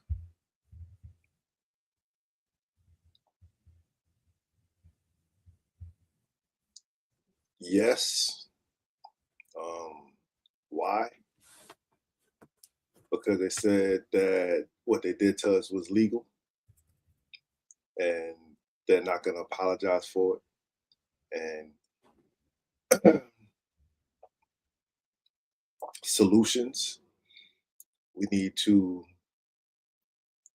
recognize the situation that we're in a situation, look ourselves in the mirror and be honest with ourselves, learn to see each other, especially those in our families, in our same households, as our reflections, right? So that what we see for them is what we see for ourselves, what we hope to see for in other people that look like us, right? To start to develop a hive mind kind of mentality where we're working towards something for the whole. Because if you see yourself in everybody and you see yours and everybody see themselves in you and everybody's trying to promote greatness, that works, right? Solutions, I think if we turn the TVs off and so like the thing with entertainment, right? Like, so back in the day before the Martin Luther King civil rights stuff like that you was talking about, I feel like there was enough culture to where people could actually discern entertainment from reality. Because like, all right, so I'm turning the TV on to escape reality, to be entertained, to laugh, have fun, whatever, because I got the real world outside and I know what real life feels like. I feel like now today people are looking at the TV like the news and seeing all the videos and the movies and even the commercials as trendy and what's actually happened, like a news feed or whatever, right? Like on social media, right? Like, I want to do that because I see it. Because I see it. Right. And because we don't have a culture that protects us from discerning what we see from what we know is good for us, I think that's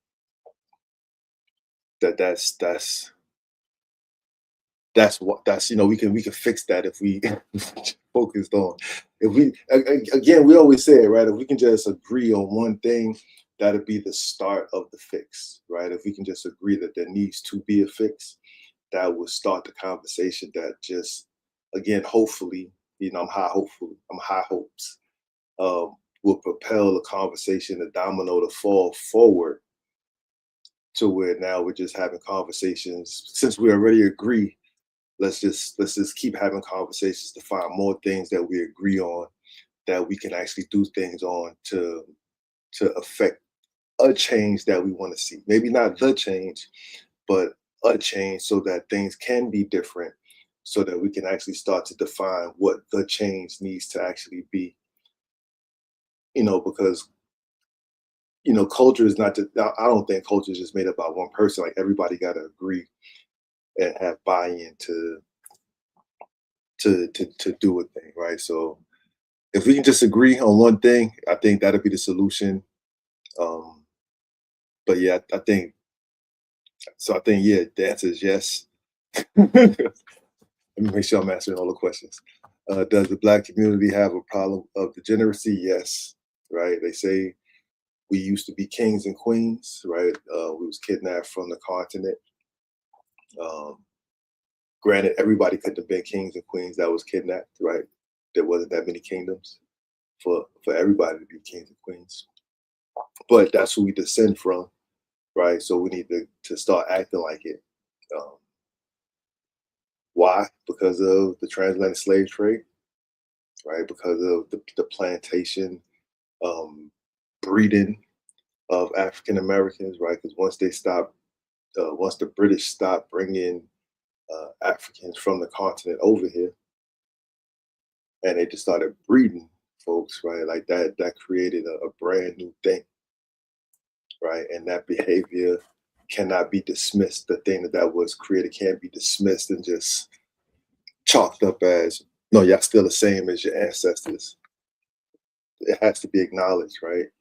And the solution is if we can just agree on one thing to just get the ball rolling, I think that'll fix everything, because once the ball is rolling, it's rolling. That's a damn good solution, God. One of the things you said before I go, I had a question. How do we act like kings and queens? What does that look like? What does those actions look like? That's why I referenced buying houses earlier, because kings and queens at least have a kingdom, right? Or a castle at least, right? And everybody, you know, here in America, we talk about being kings of our castles, but most of us aren't homeowners, right? So even if the castle we are in is a castle, it's at the very least rented, right? So we are only kings until the king shows up and be like, you evicted, right? So if we can get into that's why I said it started with home ownership, because to me, home ownership lends itself to financial literacy, which lends itself to financial freedom. And kings and queens have financial freedom. They are financially literate. They understand themselves in respect to what's going on in the world. So they won't necessarily live above their means. They just raise taxes. I got you. Just before that cleared things up a little bit. I do want to say though that kings and queens got their castle paid off, and the other properties that they own, everybody else pays to the you know. So that, but I'm with that. We on that. You know what I'm saying? So yes, like the guy Ali Dawud was saying, like owning some property, yeah, like you do want to own some properties, because because properties is where you can actually have be the king and have somebody paying tribute to you. See what I'm saying? Yeah, the home you own is a liability until you turn it into an investment. The thing is that you can always leverage the equity. So, and you can participate in the market. If it goes up, you can sell it. Versus if you just renting, you can't sell nothing. You just moving or your rent going up. So, but then you also have to deal with if the prices go down, market fluctuation. If the prices go down if home prices go down and you owe more, then what your house is worth. Like let's say, and I'm saying that's all the price of sovereignty. Yeah, that's all, but that's how the game go. That's how the game. Yeah, that's the game rules. So because at the end of the day, they got them things called taxes, and if you don't pay that, you can pay it off, but if you don't pay the taxes, guess what? Yeah, give me that. Yeah, it's still gone. So y'all let us know what y'all think in the chat. Make sure to smash that like button. Appreciate y'all for rocking out with us. Does the Black community have a problem of degeneracy? Why? If yes or no, why? What does it look like? And what are some solutions? I'm going to keep mine short and simple, God. Does the Black community have a problem of degeneracy? Yes. Okay. What does it look like? I'm only going to go with one thing. There's many things that I could go with tonight, but we're going to get into these flavor bombs when we want to get through all these questions. But what it looks like to me is us, but I've spoken to you about this offline. We've spoken to about, you know, it's a passionate thing to me. How Black people, how we are so comfortable and casual with calling each other niggas and bitches. Okay. And the last time I was in a situation where I called a woman a bitch, I don't think what they realized was that I was being sarcastic. It wasn't like, you blah, blah, blah ass bitch. You know what I'm saying? And what came with it was me saying, I did not bring niggas and bitches into this conversation, but I obliged you because for some reason, you don't realize I can get on your level, but I ain't been on your level. That's not a level that I desire to be on with anybody. I'm above that level. I already did that. I already been the realest nigga, the most gangster nigga, the wildest nigga, to this type of nigga, to that type of nigga, and all these other type of niggas that I'm not cool with. What I understood was this, and this is where I'd say this is the problem, is that we are being trained from a lot of things that God was saying, all right, if not everything, to embrace these degenerate ways of communicating, these degenerate ways of treating each other, from the home being broken up, you know, all them things that the guy was talking about that we can't even get an apology for, and then ain't gonna be no reparation. Okay, these are the symptoms.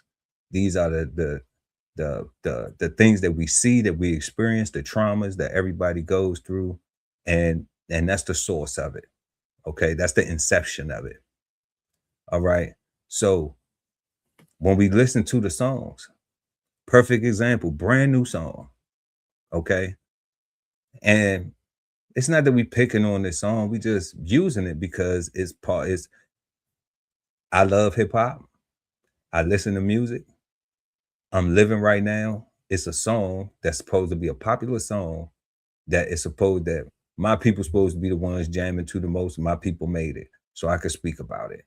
And even if somebody else didn't speak about it, you know, it didn't made the song and my people was gravitating to it, thinking that it's cool and it's the jam, I still would have a problem with it coming from that community. So when the young lady say, where are my scamming ass N-words at? All right. Then the boosters, which she gave to the ladies, had to be bitches. Okay. So that's the only time where you see niggas and bitches used in a casual or I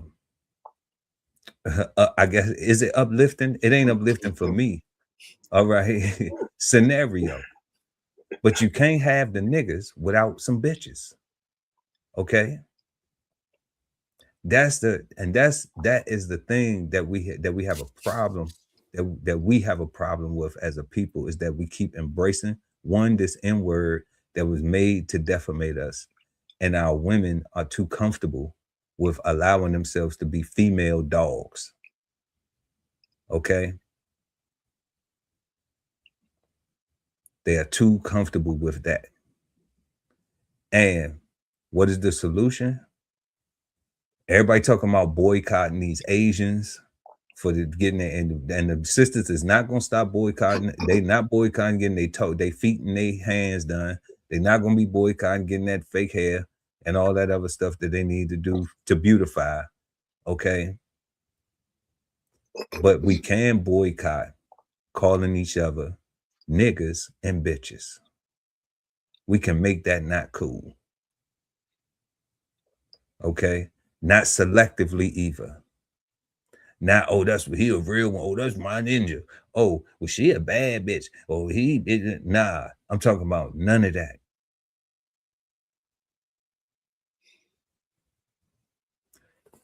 But that goes to what the guy was saying, collectively agreeing. And if we can't get people to collectively agree, Black men to say that they don't want to be niggas anymore, or whatever it represents, and Black women to say that they have a problem with being a bitch other than when a Black man call them,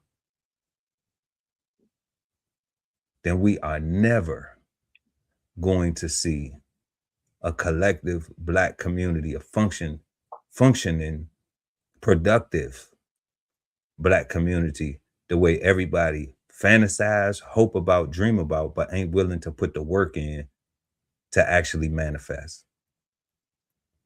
Because it does require work. So y'all let us know what y'all think in the comment section, in the chat. Does the Black community have a problem of degeneracy? If yes or no, why? Let us know what your why is, why you think it does or it doesn't. What do it look like? And then what are some solutions? If it doesn't, then of course there won't be no solution. But let us know why you don't think it does. Because we just our insights on it. You know, you may be living in a total different world than we living in on the same planet. I think that's fair. You know, so before we go ahead and get to our flavor bombs, man, make sure y'all go ahead and smash that like button, please. Also subscribe to the channel, hit the notification bell, so when we go live, you never miss an episode of Cigar Sundays Live. And let's go ahead and get into Flavor Bombs, presented to you by DBCHEFTV.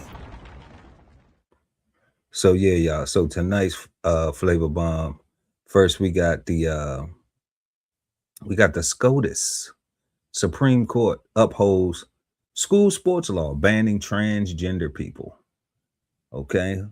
Then we're gonna head to Georgia, by the way of the Midwest, and check out this gun pipeline shut down by the feds. It was getting active in Georgia. And then we're gonna head to check out this story about an Army veteran who kills a man over a parking spot dispute. Wild story. But yeah, let's get into it. The Supreme Court has upheld state laws barring transgender girls and women from competing on high school and college sports teams in another setback for transgender rights. The court has repeatedly ruled against transgender people in the past year, and the latest ruling found that laws in Idaho and West Virginia do not violate either the Constitution or the federal law known as Title IX that bars discrimination in education. There are about 24 other Republican-led states with similar laws, and it seems likely that the decision will extend to those laws as well. Left unresolved by this decision are lawsuits in California, Connecticut, and elsewhere, where transgender girls and women are allowed to compete consistent with their gender identity.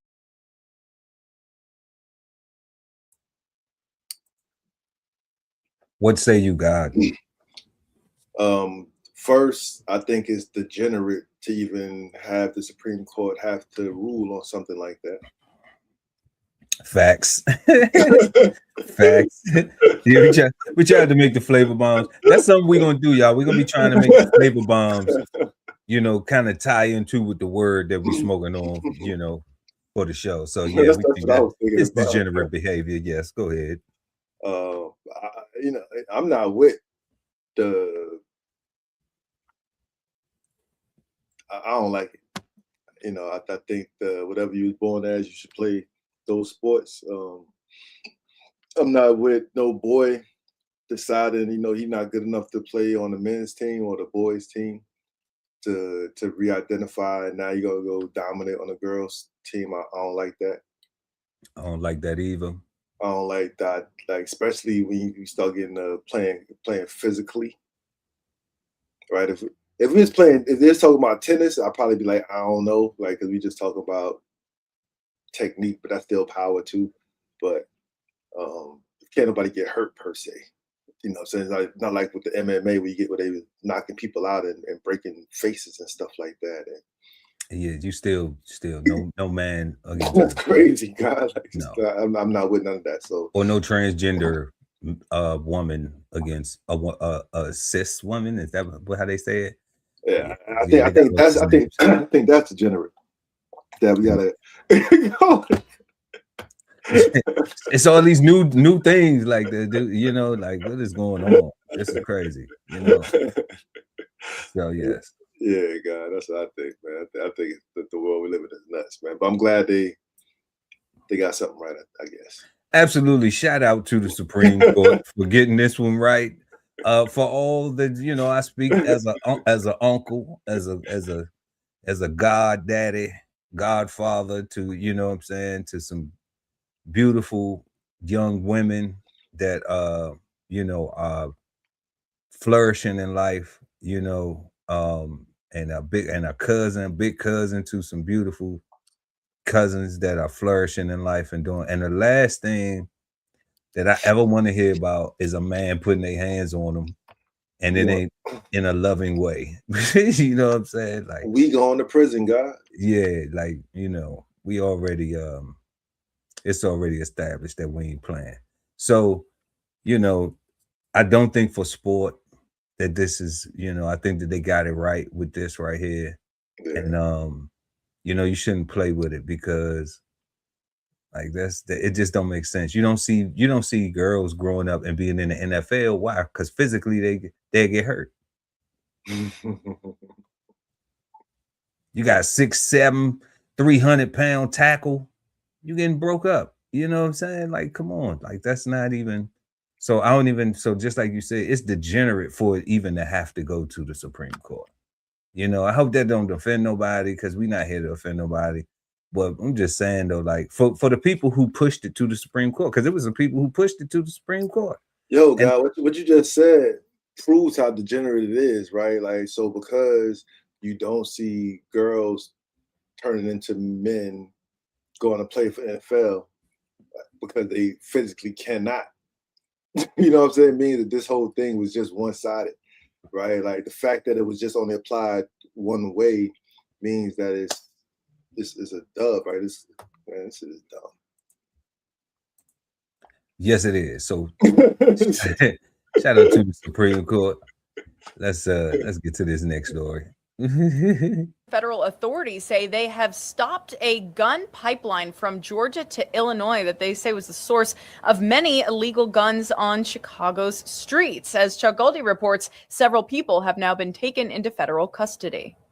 This man accused of being at the top of the Chicago gang gun trafficking pyramid, 28-year-old Anthony Edmonds, seen here holding a Glock pistol that authorities say had been converted into a fully automatic machine gun. The beginning of the gun pipeline here in Athens, Georgia, where beginning in the year 2020, authorities say Edmond fed a 785-mile pipeline to Chicago, where gang leaders were stockpiling weapons.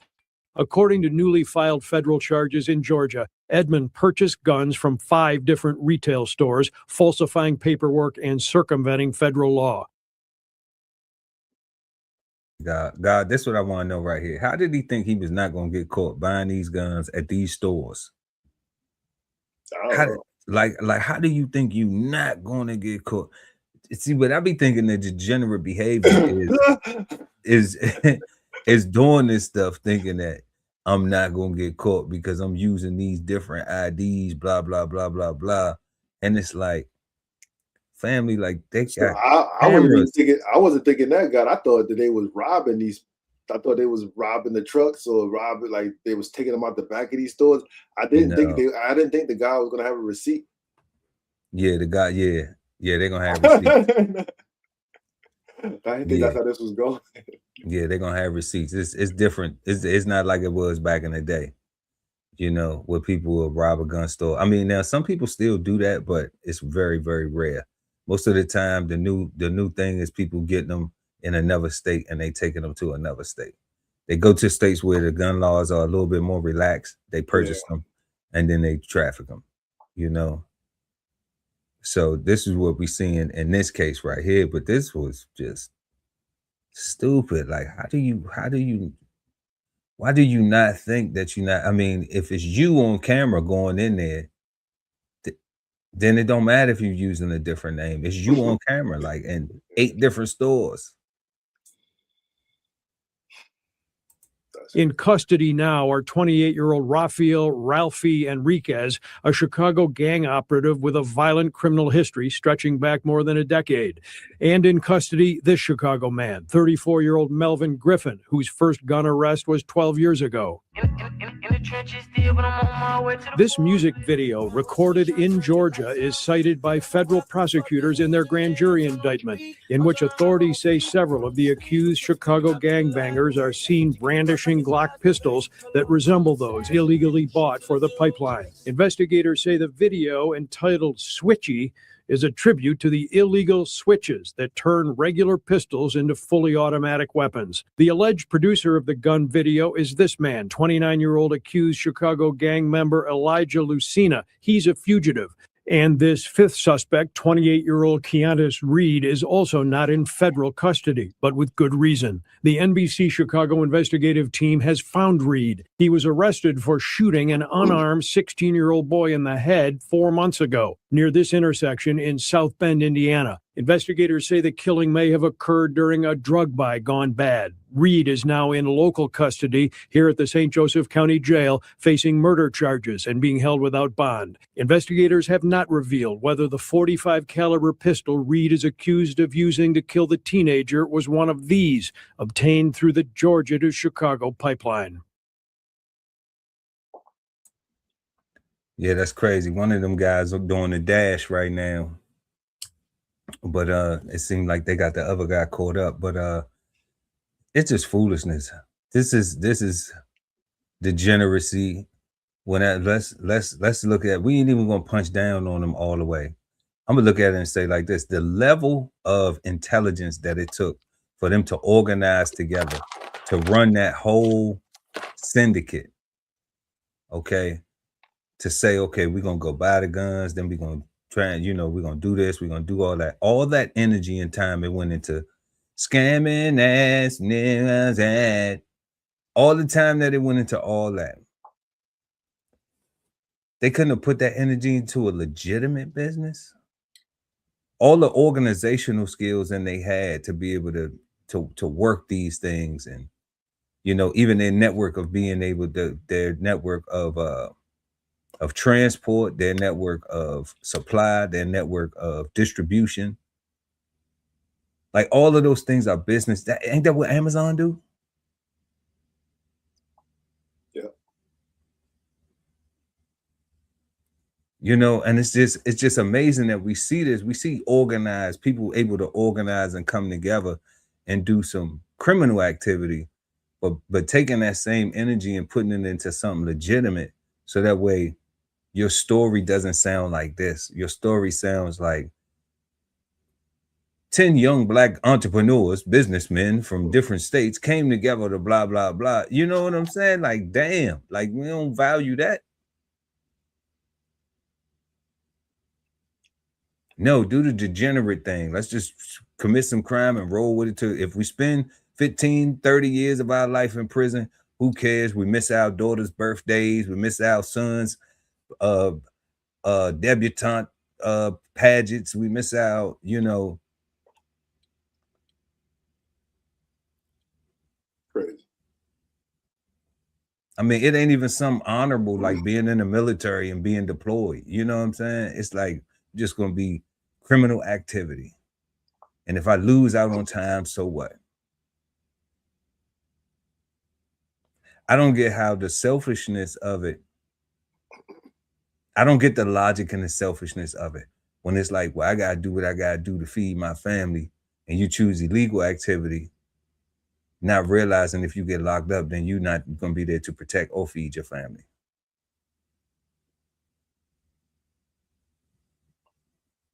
I don't get the logic behind it.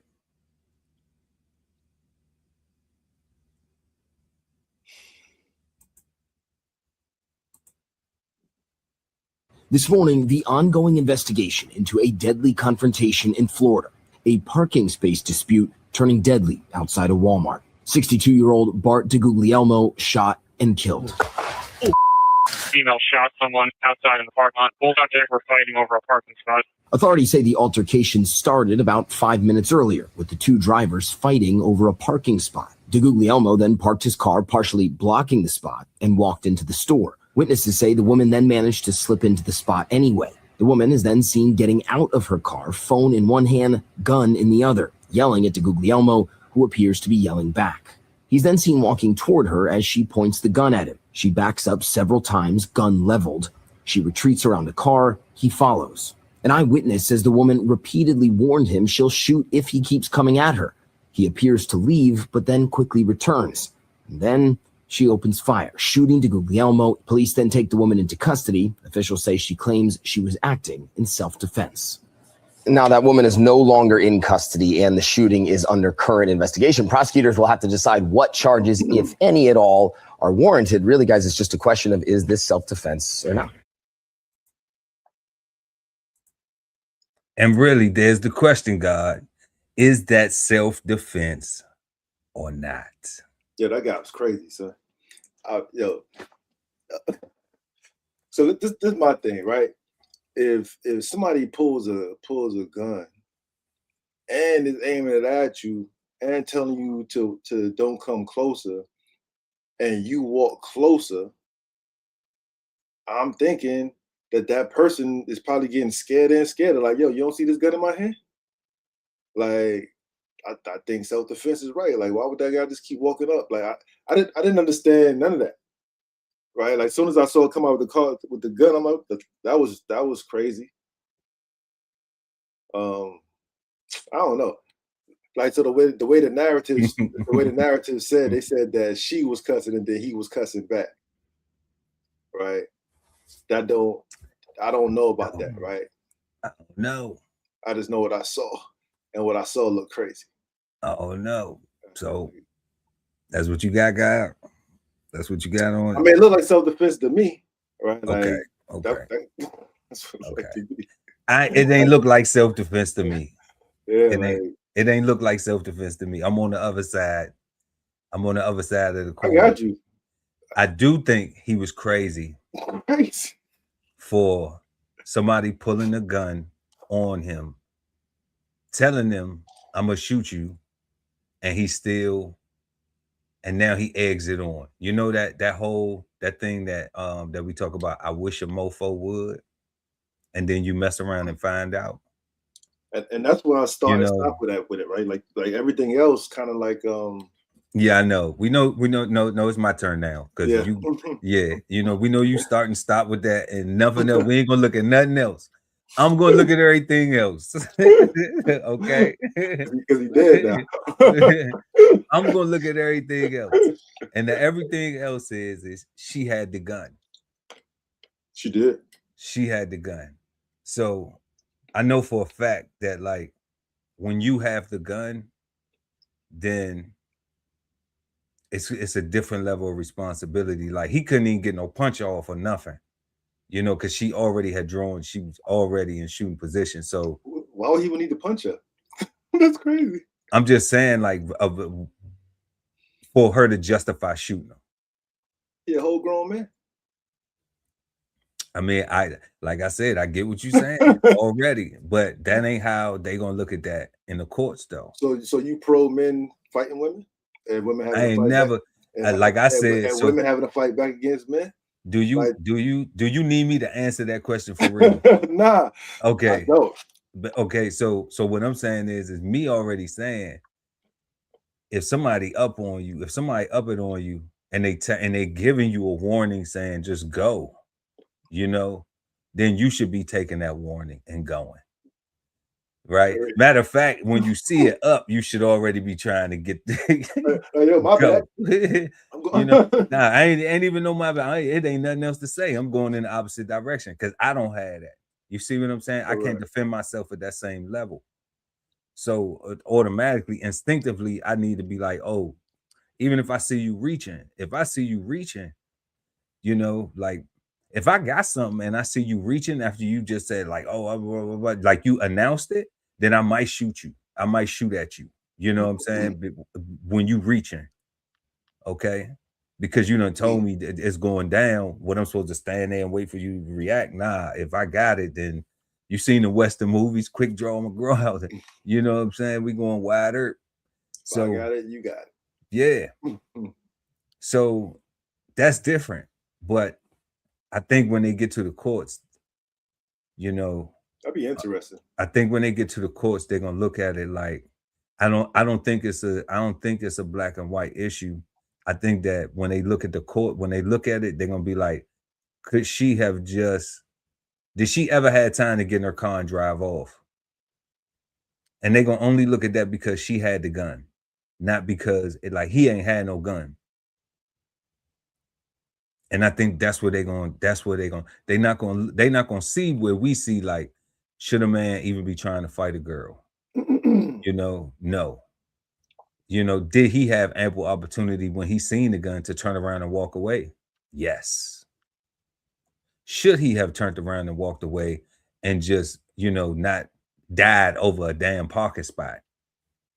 that he wasn't in the first place. You know what I'm saying? Like that's what I'm saying, guy. Like so it sounded like he pulled up, went into the store, did his thing, came out, and I don't know, like that whole thing was strange, right? Like, but see, I can't see myself in no situation where I done shot somebody over a parking spot. I can't see no level of escalation unless they pull it on me first. You know what I'm saying? Like, I don't see that. I don't see like over a parking spot. I'm not pulling my pistol over no parking spot. That ain't, you know, so we already know we dealing with an emotional level of immaturity that a gun got to get pulled over a parking spot. It is a simple parking spot. We in a parking lot with a whole bunch of other fucking parking spots. Nobody needs to die. Nobody need to pull a pistol over a parking spot. You know, fight, period. Like, or fight behind it. Nobody. So that's what I'm saying. Like, no, we agree there. I don't know if she gonna be. I don't know if she gonna be exonerated. If that's gonna fly. I don't know. You know, I don't know if that's gonna. You know, I don't know. I needed more angles to see because the question you asked is because she had went away, and I don't know, like the way they talked about how she had to squeeze into that spot. That don't sound like she could have just easily pulled out. I don't know. Well, you know what though? I play with it. Let's bring it back. I play with it. I mean, I saw the car pull out, but I didn't see where he was parked at in her way. Like that whole thing just seemed crazy. I play with it. Let's bring it back because this right here. Let's bring it back. His car partially blocking the spot and walked into the store. Witnesses say the woman then managed to slip into. So that's her car right there. Now she hopping out. They say she managed to slip into the spot. I don't see the. So he blocked it. So they saying he blocked it, but she managed to still park there anyway, right? Partially blocking the spot and walked into the store. Witnesses say the woman then managed to slip into the spot anyway. The witnesses say she parked there anyway. Like, I don't give a shit about you blocking your car here. I'm a part. So now it's like both of them actively engaged over beefing about this parking spot because she took it anyway. I don't know. What did she take? Because he was just parked in front of it. Like he wasn't in the spot. Well, what I'm saying is, and he was in a store. Like, so I'm saying in their world, in his brain, he's blocking her from getting it. So whether he in it or not, he don't want nobody else to have it, especially her, because that's who he engaged in the little drama with. That's how he got shot. You know what I'm saying? That's how he got shot, guys. We're talking about it, right? Okay. Now she done backed in there like, I'm gonna park here anyway. I got that thing on me. I ain't tripping I on you. got that thing on me. Right? So she parks in the spot. Woman is then seen getting out of her car, phone in one hand, gun in the other, yelling at Guglielmo, who appears to be yelling back. He's then Okay, she yelling at him, he yelling back. All right, now he walking up on her. This video seen walking toward her as she points the gun at him. And She she backs up up it on several times, gun leveled. Back up. She retreats around the car. He follows. An eyewitness says the woman repeatedly warned him she'll shoot he if he ain't keeps shot coming right at there. her. He Correct. appears to leave, but then Okay. quickly returns. So right there, when he left, She could have made that left. she could have hopped in the car and rode. Made that left right there where that car pulled out at. She 'Cause could have she hopped in the car and rode. Right there when he walked away, Because she not blocked in right now. cause ain't no threat. It's zero threat right now. He done walked away. We just watched him. He walking up. He's still pressing his luck. He trying to get popped, and he messed around and found out. I would 100% tell my wife to shoot this big. But right here, he backing up. He walking off, and that's her car. Yeah. She can hop in the car right now and pull off. So this is why I don't think that It'd be interesting. that she's gonna get self-defense. I don't, and she's a vet, and I don't want her to ruin her life for that. But that's kind of like a little bad decision, boo. He probably, So that was Florida? I believe so. I think he deserved to get shot, but I don't think he should have got shot. Nah, she might be good though, guys. Stand your ground. Right? Because if she going to the store, she got the right to continue to go to the store. She shouldn't have to flee. Like the law specifically says that you have the right to not to have to run, right? You can stand your ground and continue about your business. So she might be all right. Nah, she ain't got no bruises, no bumps, no nothing. If video shows she could have gotten the car and pulled off, I'm thinking they're gonna be like, nah, like you had enough time when he was okay. He followed you over there to the side. Then he backed off and came back, and you were able to get all the way to your vehicle. You could have hopped in your vehicle and drove off. And this is another thing too. You're a veteran. You was in the Army, so you should know about gun safety and how to handle, whether you do or not, whether you remember it or not, they always gonna have that as a caveat to be able to hold that against veterans. So, we hope she come out on the bright side of it. Her life isn't ruined, but at the end of the day, though, it ain't looking good for sis. Not at all, for real. Not from this perspective. The way the last few people have been trying to use a self-defense reasoning for using deadly force, and the courts is not hearing it. So I don't know if it's in the season. I think some people are winning, but it's, they talking about this meeting deadly force with deadly force type narrative now. So we'll follow it. We'll dig a little deep in research and follow and see how she make out. If they brought it to the news once, maybe they bring the story back up again, and we could see how things turn out. But condolences to the family of the person, that lost their life. And we also praying for the sister to you gotta make better decisions with them pistols, baby girl. Already take it from me. Take it from somebody who knows. You know what's funny about that? Like, cause I'm saying, let's stay alive, people. Let's not argue over parking spots. Let's not die over parking spaces, right? Right, like let's not get shot in the face over a parking space, right? Which is where I'm at with it, right? Because I'm saying, like, he didn't have nothing on him, like, and he wanted to, like, let's stop being tough and just park someplace else, right? Like, just if living is what you're trying to do. If living is what you're trying to do, and not living rough, okay? You know what I'm saying? Real shit. Because she got to be stressed out. Her anxiety got to be through the roof, not knowing if She's about to go to prison or not. If the court are going to say, or going to look at that video and review it and say, yeah, it was self-defense. You were your life was in danger, and it's validated. Or if they saying, well, you had a chance to get in the car and go. You didn't have to use deadly force.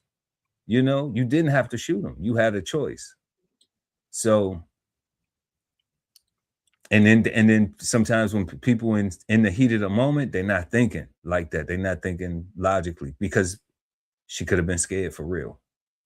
So fear will make you, I always say that fear make you kill somebody faster than a real killer will kill somebody, you know, because the scared person is just scared. They just like, they not thinking, they not logical. It probably ain't normal for them to even be in a situation like that. So, you know, you have to be careful, extra careful with a scary person, because they will shoot you. Especially if they holding a gun on you and tell you don't walk up on them, and you walk up on them, probably gonna get shot. Yeah, especially for a conversation. Don't talk to me like that. Don't yell at me like that. That ain't my name. That ain't, don't talk to me like that. At gunpoint, that's crazy. So crazy. Over a parking spot. I park here when I feel like parking here. You don't tell me where to park at. Like, you should probably walk away. That's wild. But you've just been flavor bombed, and now back to our show.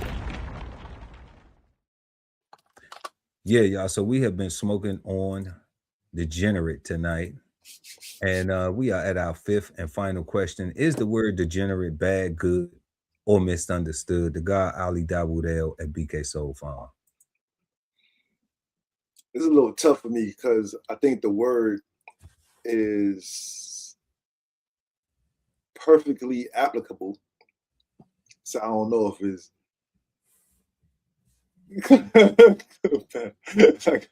well, that's what makes it good. Yeah, so okay. So if it's perfectly applicable, then it's good. Right. It doesn't it's not wishy-washy like the word nice. It doesn't make you think of anything good or positive. It only makes you think of negativity, which is what the word alludes to. So yeah, I think it works. And I don't like it, but I think it definitely is a good word. It's applicable. No doubt. As is.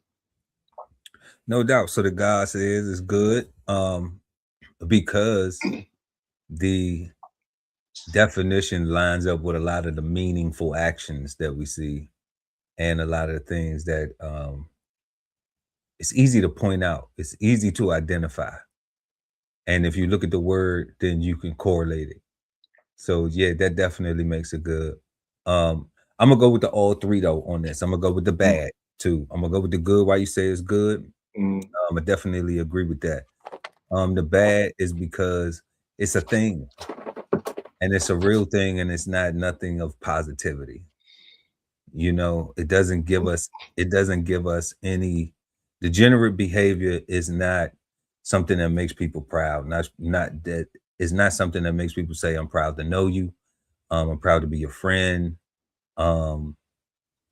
I'm rooting for you. I'm championing for you, you know, other than to get better, you know, to stop being degenerate. I guess invoking a pity party, you know, not something celebratory like, yay, you accomplished this. Yay, you passed the goal. Yay, you graduated from college, high school. You know, you got a new job. You know, you moving out on your own. You paying your bills better. You know, you budgeting your money better. You know, you got your credit good. You know, anything that uplifts people. That's like, you know, you got your health better, you know, you lost weight, you feel, you know, you're eating better. Any of these things that we can actually compliment a person, praise a person, appreciate a person, or aspire to be, have nothing to do, are the exact opposite of degenerate. You know, so that's what makes it bad to me, because it doesn't bring anything positive to the spectrum and of life.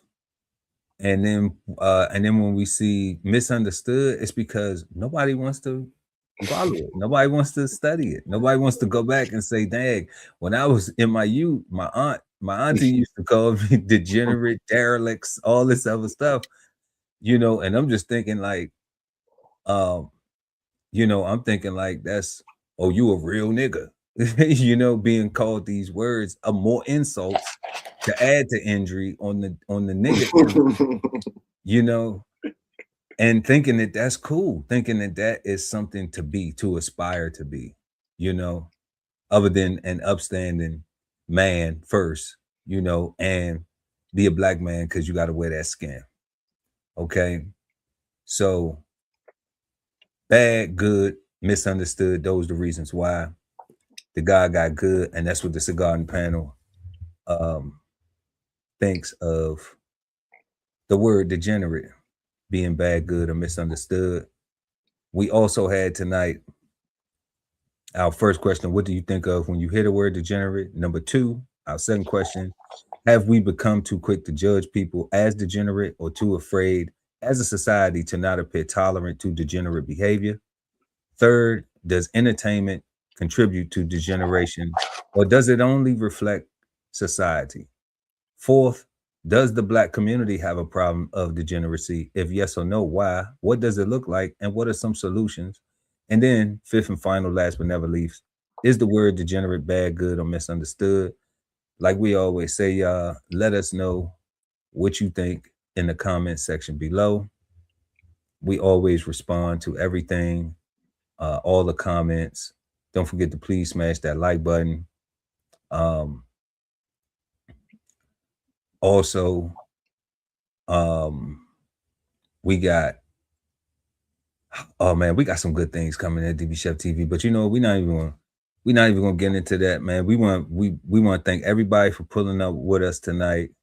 Always remember, we not the gurus of anything. We are learning these things, trying to be better versions of ourselves, and that's what we encourage everybody to come join in the discussion, exchange insights with us each and every Sunday night, 8 p.m. East Coast time, right here on Cigar Sundays Live. You know, if you value that too, if you rocking with that, and you know some interesting stuff going on here, you like something in the cigar in the ashtray, pick it up, have a smoke. If not, leave it for somebody else to come through.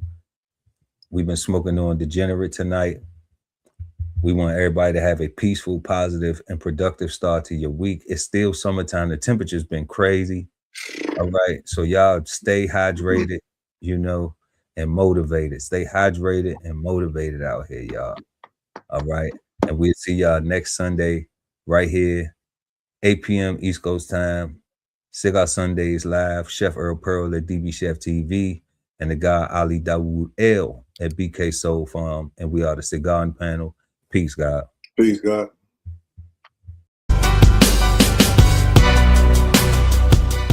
This whole publication is all about going from nowhere to somewhere, right? Being able to stand on something so that you can travel in peace, right? So bksoulfarm.com, 1016, 160 self-sustainability. Jump on the list and get yourself together, right? Because it is irresponsible to not even know what responsibility means. So get yourself together, food, clothing, and shelter, protection of that, support your interests, and live. Love ain't always easy, and we won't stop until we get it right. So bring that ass to the Love Speak podcast. Subscribe today and let your love speak at TLS Podcast. The Love Speak, now streaming on YouTube.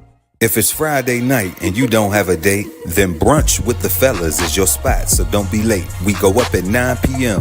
with the trending topic news. Smash the like, comment, subscribe, and share the content. Don't be rude at Brunch Fellas, now streaming on YouTube. You are the key to your financial freedom, so unlock your inner wealth with financial fundamentals at Bows on the Table. Subscribe today and never miss a meal at Bows Podcast. Bows on the Table, now streaming on YouTube. At the Veteran Kettle Podcast, we thank you for your service, support, and sacrifice to our country. Listen to real stories of adversity and triumph as we give our best to honor our vets. Subscribe today and watch episodes now streaming on YouTube at TVK Podcast, The Veteran Kettle. Sign up for the newsletter and shop merch and clothing at DBCHEFTV.com.